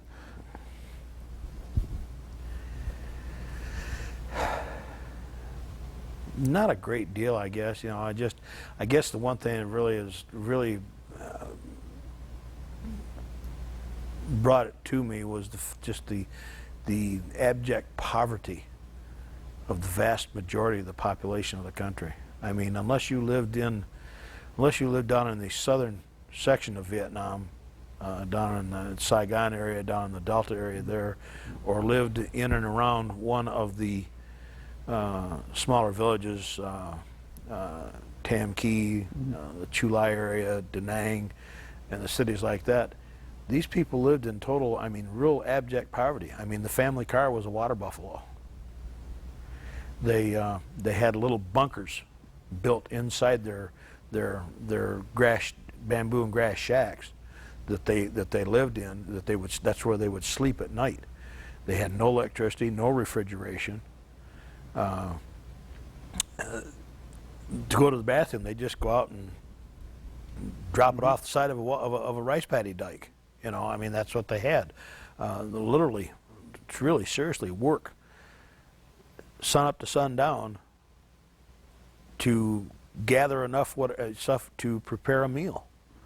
I mean, I'd see the Vietnamese women out there. They'd actually be out there working with big grass hoop tire thing, working the rice, getting the chaff and stuff out of it, cleaning it like that, and then they would sit there with a hand-cranked millstone that they would take and pour little grains of rice into it and sit there and grind it and crank it into it and make a flour out of it, and then mix that flour with water and put it over top of a kettle with boiling water with like a nylon screen on it. And they'd spread it out on there and steam that and make a large rice pancake-like thing while it was steamed. They would take that out and they would hang it over sticks, like it'd be like a clothes drying rack, to cool, and then after it was cooled, they would slice that into strips like for noodles, and then they would have fish where one of the other family members had gone out and caught fish. They would cook the fish and make a fish gravy-like, and they would pour this over the noodles to warm them up, and that's what they'd have for dinner. But literally work all day long to irrigate. Be two people out there. They'd have a pole and string and a hoop type thing, or a bucket, like with strings on it, and they'd actually sit there and actually hand lift the water up and over out of the river into the dikes to fill the dikes with, or fill the rice paddies with water. And they'd do this all day long, day after day after day. Just absolutely, I mean, these people just, it's unbelievable. I know now why they were skinny. They were living on virtually nothing. I mean, they had gardens and stuff. They're not going to eat the water buffalo, obviously. because that's the tractor, the and the family car, the whole works. I would absolutely amaze me to see a young Vietnamese child, I don't know, probably 7, 8 years old, with a little stick like this, and this monster water buffalo, and he's walking down a rice paddy dike down through there, and this kid's walking behind him with a stick, keeping him moving. I'm thinking, yeah, okay. It's just so many different things, their religious beliefs and everything. It just, I've seen some rather, first time I saw the areas, I'm thinking, what is this? And there was actually a cemetery that was out there, and the graves are round. They dig a round hole in the ground and actually bury the individuals standing up. Like, all right. So just so many different things, so many different things. Individuals living in and around the cities and stuff, the school children that you would see that was actually going to school, and they'd have electricity in there and stuff, and the children would be dressed in, the girls would be dressed in long white silk pajama type gowns that they'd wear, and the boys would be in black and white. But yet the kids out in the jungle areas and stuff, out away, that they didn't go to school. They had no schooling. So just totally amazing. We came across I don't know what exactly his religious beliefs was. He was a minister of some sort, a religious individual, clergyman of some type. I don't know exactly what. Quite an individual. He had a brick and mortar building full of bullet holes. I mean, you can see, I mean, all the stucco type on the outside, it was just all pockmarked with bullet holes and stuff. Older gentleman, I'm going to venture to guess in his 80s. Slept on a grass mat, invited us in to his home for a drink. Homemade hooch. Obviously homemade hooch. Vietnamese version of white lightning. Poured about that much in a glass. And 6 of us took a sip out of it, and it still had almost that much in the glass. And he turns around to it and grabs the bottle and pours it, and he pours it, so it's about that much, and he tilts it right back like that, and then goes over and rolls a grass mat out on a concrete brick floor and lays down on it and goes to sleep. That's what he's sleeping on. I mean, he's like sleeping on this. It's just, I mean, it wasn't even as soft as this carpet. And I'm thinking, what a life. Absolutely. I would like to go back to Vietnam. I'd like to go back and visit someday and see what, and see, yes, they are, and see how it's changed, and see how the people are doing. It just absolutely amazes me sometimes to see this. And I'm still not, 40 years later, I'm still not sure why we were there. Okay. Now, as you were getting in those last, couple of months or weeks or whatever, toward the end of your tour, were you counting down the days before you left? Yes. We always did. I mean, the guys would come in. I mean, you had a D-roast date, which is your rotation, your date coming back. And everybody, regardless of whether you was there, just got there, or you were getting close, was always counting down the days. And then the closer you got, the more apprehensive you got. Especially the individuals like myself who were infantry and were out in the jungle. Although the last couple of months I wasn't really out in the jungle, but I was making these flights every day. And it's like I'm going, man, I'm a sitting duck out here. There's a pilot and a co-pilot and myself. That's it. There's 3 of us in this helicopter. We didn't even have, well, that was actually 5 of us because we had a door gunner on each side too. But so it's like, we're right out here in the wide open. And so you're counting the days down. You're counting the days down until you can actually come back in. And especially the guys out in the jungle and stuff out there, they're counting the days down, you know, because they would get down and within like a couple of weeks of their rotation back, they would actually bring them back into the rear area and wouldn't make them stay out in the jungle any longer. It was like, you know, these guys are getting just too antsy and too nervous. We don't need them back there. We need them back here in the rear area where they can start to wind down a little bit and prepare. Now, that being said, they messed up on my rotation date back.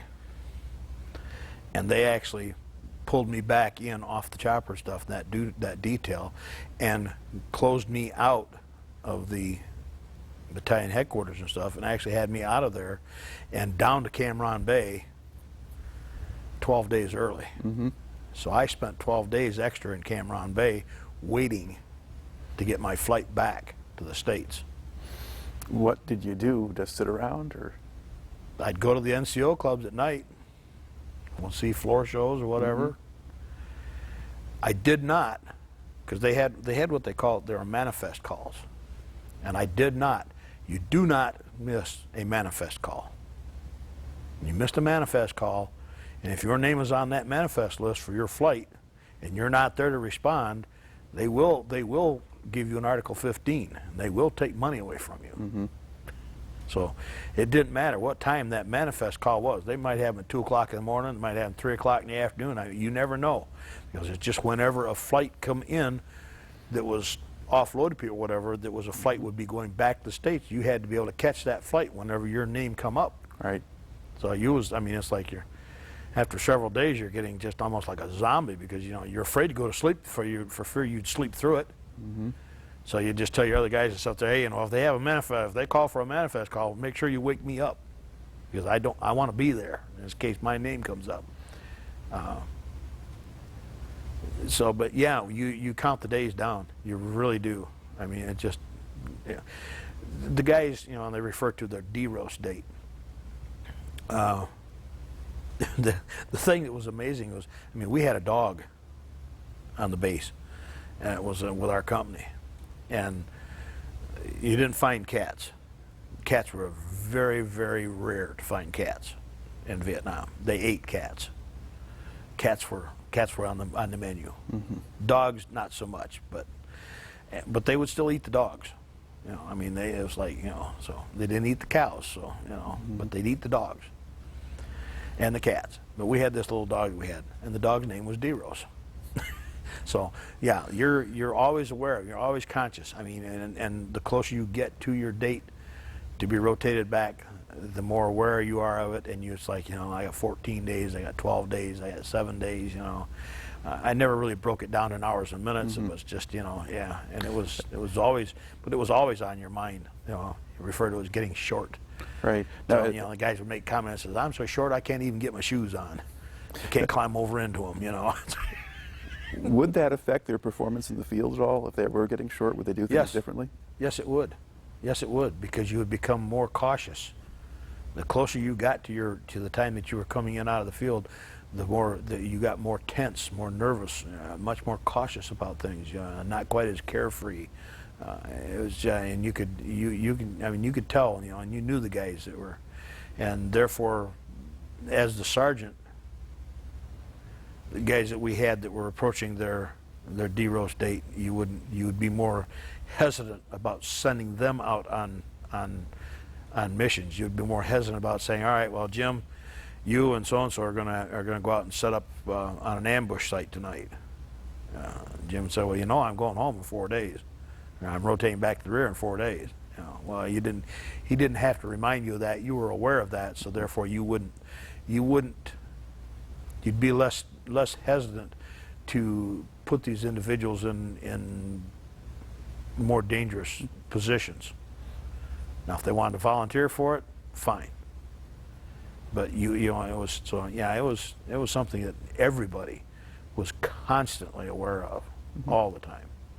In principle, the way the whole system worked was by having everyone on their own individual calendar, rotating individuals in and out of units as replacements. The idea was you'd have a certain level of continuity of performance and that kind of thing, and better maintain the fighting quality of the units without burning out the soldiers.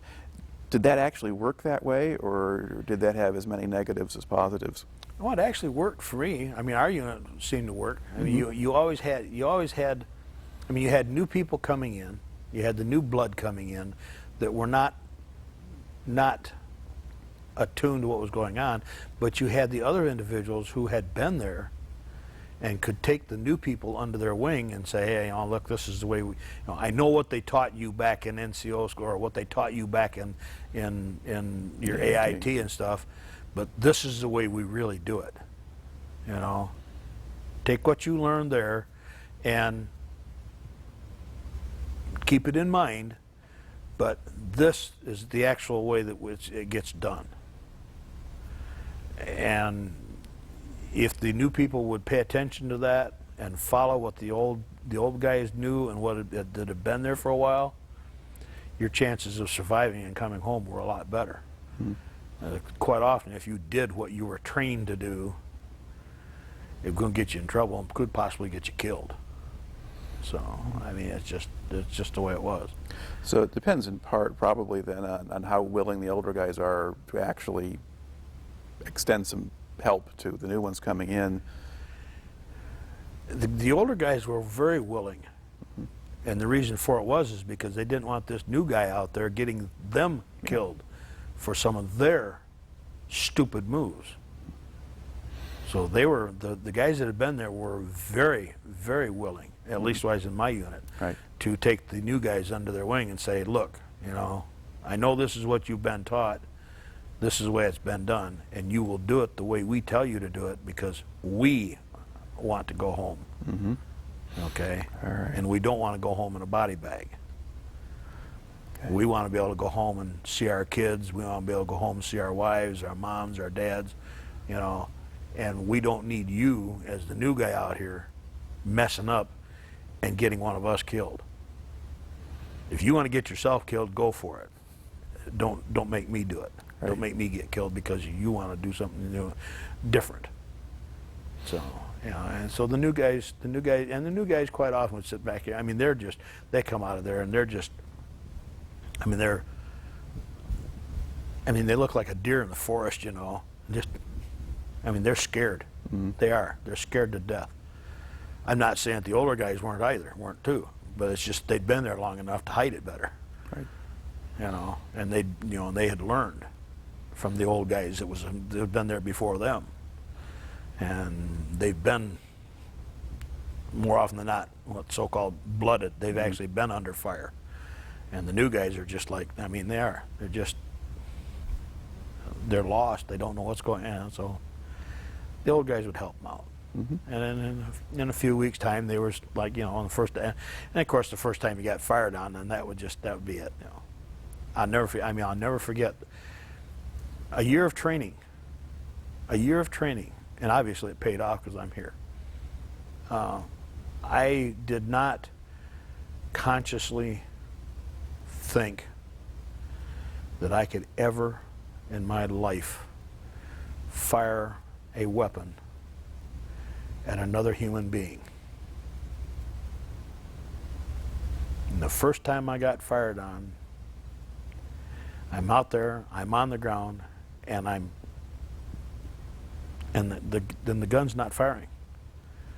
And without even realizing it, I had emptied a full magazine of ammunition and not even know I'd pulled the trigger. It's not working. Oh, okay. That's why it's not working. I'd fired off a full magazine of ammunition and never even realized I'd pulled the trigger. So obviously the training paid off. Right. How long was it before you felt like you had at least some idea of what you were doing when you were out in the field? Because you're going out with the unit initially and following them around. Was it by the time they said, okay, now you're in charge of the squad, were you ready to do that? Or were you still kind of wondering about that? I wasn't ready to do it, but it was there and had to. Mm-hmm. I mean, I took over the job as a lieutenant within a matter of weeks, because the lieutenant had been wounded and we had nobody else. I mean, as an E5 sergeant, I was the highest ranking individual in the platoon. Mm-hmm. You know, it's just one of those things. I mean, it's there, and okay. So now I am the platoon leader. I'm not a squad leader. I'm not the platoon sergeant. I am the platoon leader until they get somebody new in from the rear area to take over. Mm-hmm. And you just do it. I guess that takes in part with all the training. Right. You know, I mean, I'd had a year of training before I went over, and it was just, you know, and then I'd had a few months there of time, you know, and I knew the guys, and I knew, you know, and you kind of get into the routine and stuff, and it was a job, and it's something that it just came along, and you did what had to be done. I mean, but it's been that way in any war that we've had. Any war that the United States has been involved in, the Civil War, the you know, the War of Independence. I mean, Korea, you know, World War I, WW2, right on up through.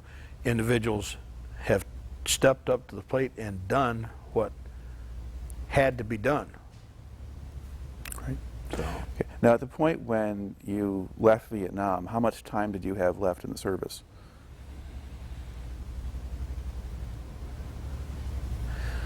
less than 90 days. So what did they do with you when you got back to the Discharged States? me. Okay. I was discharged straight from Fort Lewis, Washington. All right. Anything under 180 days, they discharged you. If you had more than 180 days, they sent you somewhere else. Like, you know, they might send you to Korea, or they might send you to Alaska or Europe, or be a drill instructor. You know, I mean, if you had more than 6 months, they would send you somewhere else. But anything under 6 months or 180 days, they generally discharged you. So, and because I was down under 90 days, it was the one thing that I don't know that they've really changed. Well, I guess they do a little bit here, a little bit better with it now, but I was in Cameron Bay for several days, but Cameron Bay, even though it was a large area and stuff, you're still in a combat zone.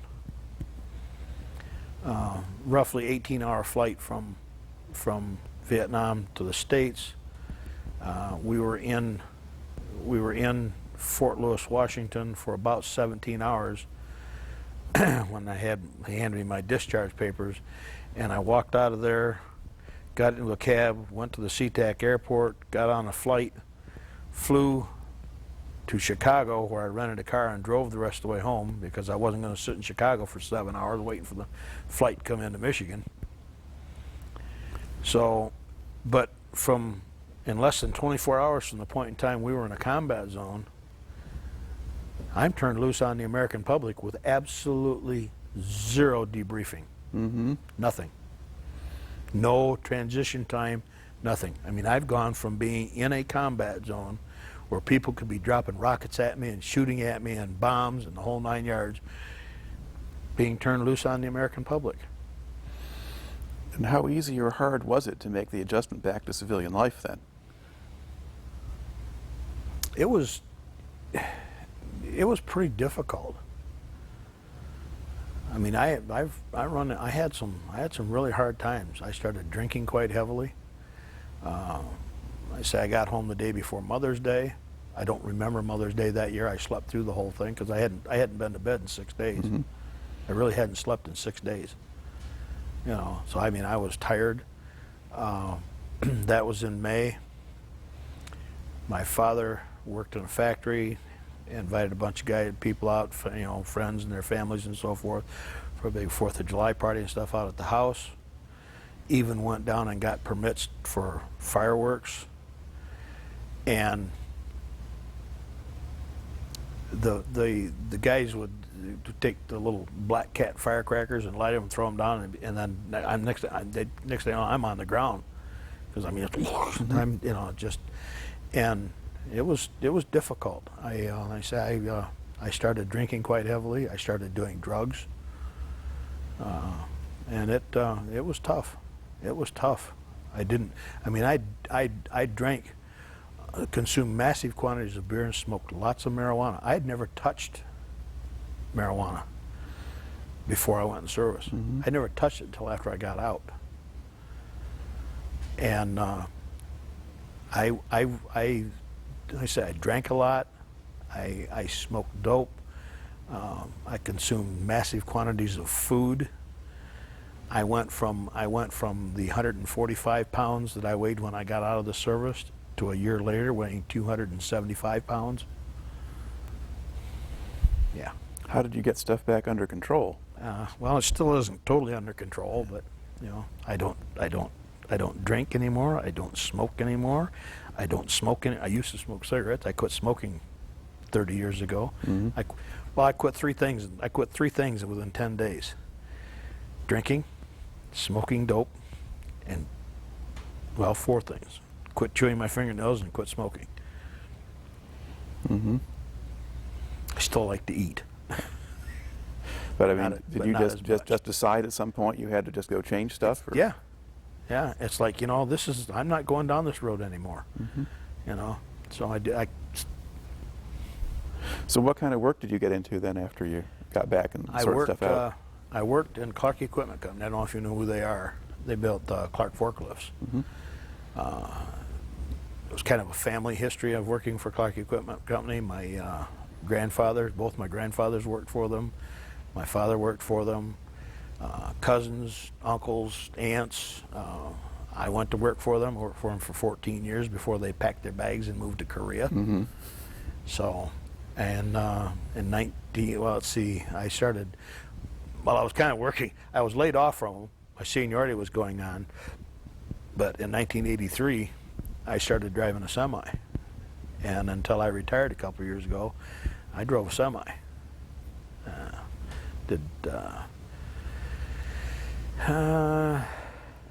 Almost 15 years of long haul and 10 years of driving local. It's been kind of tough. I've worked for 5 companies since I got out of the service, and all, with the exception of Clark Equipment Company. Clark Equipment Company just packed their bags and moved out of the country. Everybody else has gone bankrupt.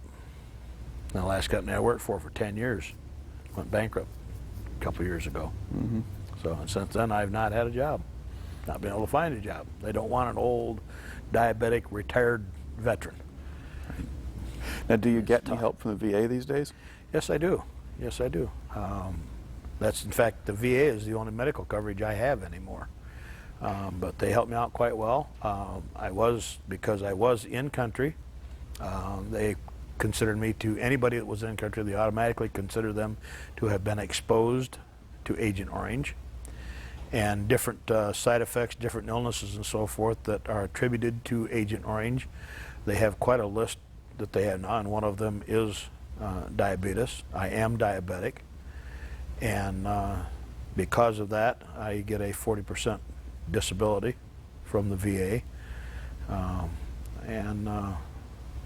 Right now, I am currently going in there and spending 2 or 3 days a week that I go into the VA for treatment for what they think is a torn rotator cuff in my shoulder, but we'll find out.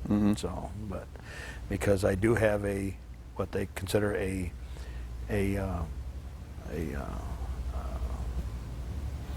service-related disability, they not only give me the compensation that I get from them, but they also pay me my mileage. So, right. All right. Which is all right, but you know, I'd still rather not have the diabetes and having to deal with the injuries and so forth. But it's they're really doing quite well. I've been dealing with the VA for a couple of years now, and right now I can't complain. Okay. They've been very, very, very, very nice, very kind, very accommodating. All right. To look back over the whole thing, I mean, you've answered really part of this already. What effects do you think your time in the service had on you? And were there any good sides to it, or was Yes. I became a world traveler. I've got to see and understand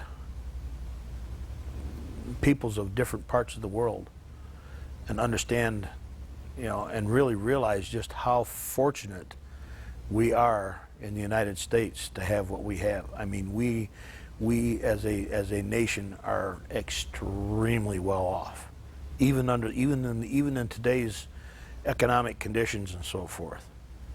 We as the United people in the United States, and the vast majority of the people in the United States, do not realize, don't understand the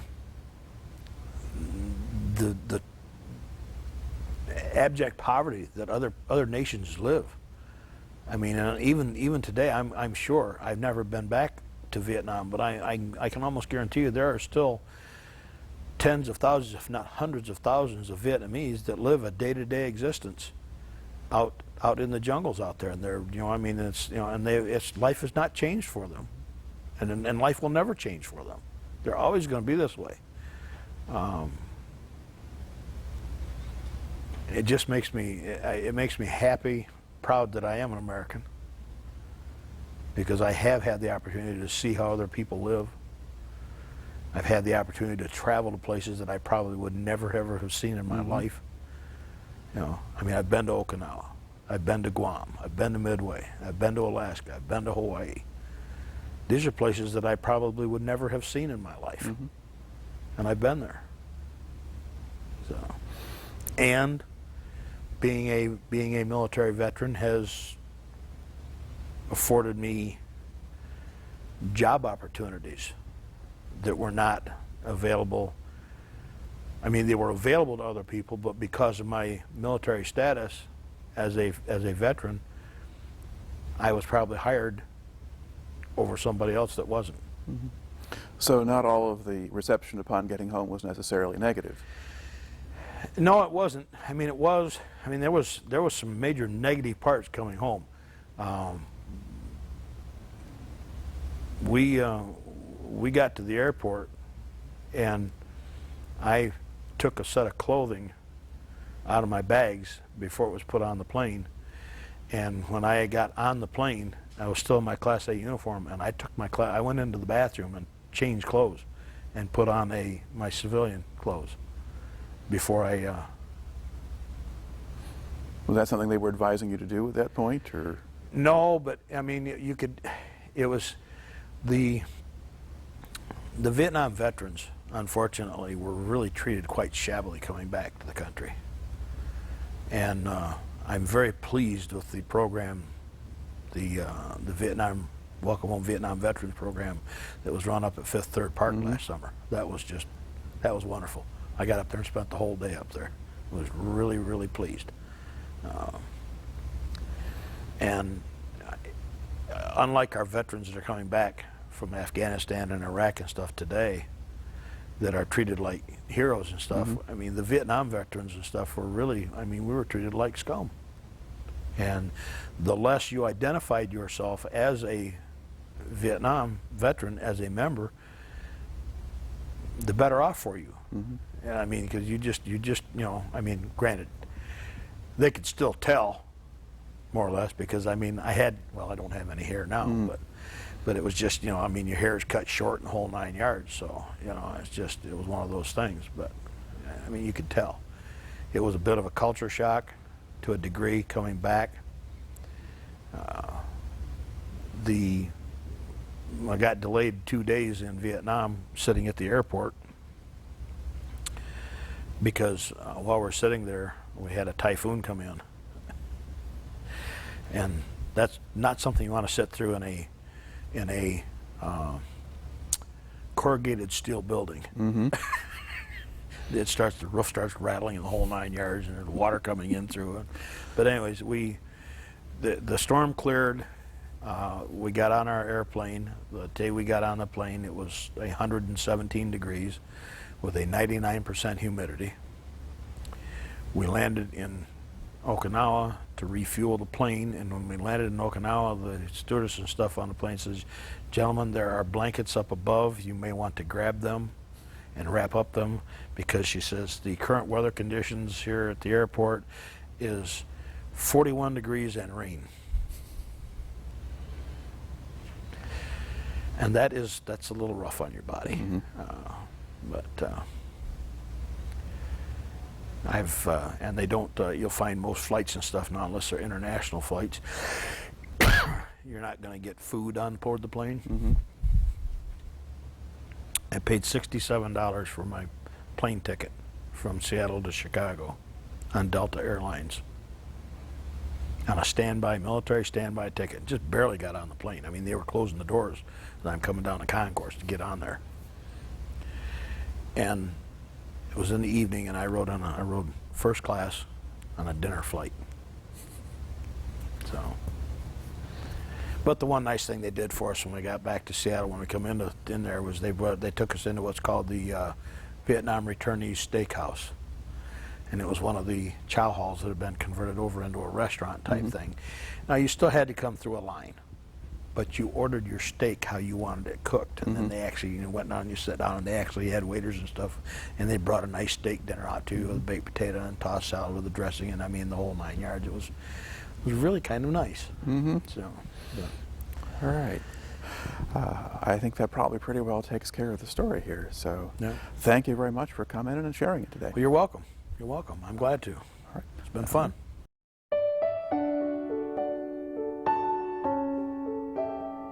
I never seen such desolation. I think we drove for a mile and there wasn't a building hardly standing.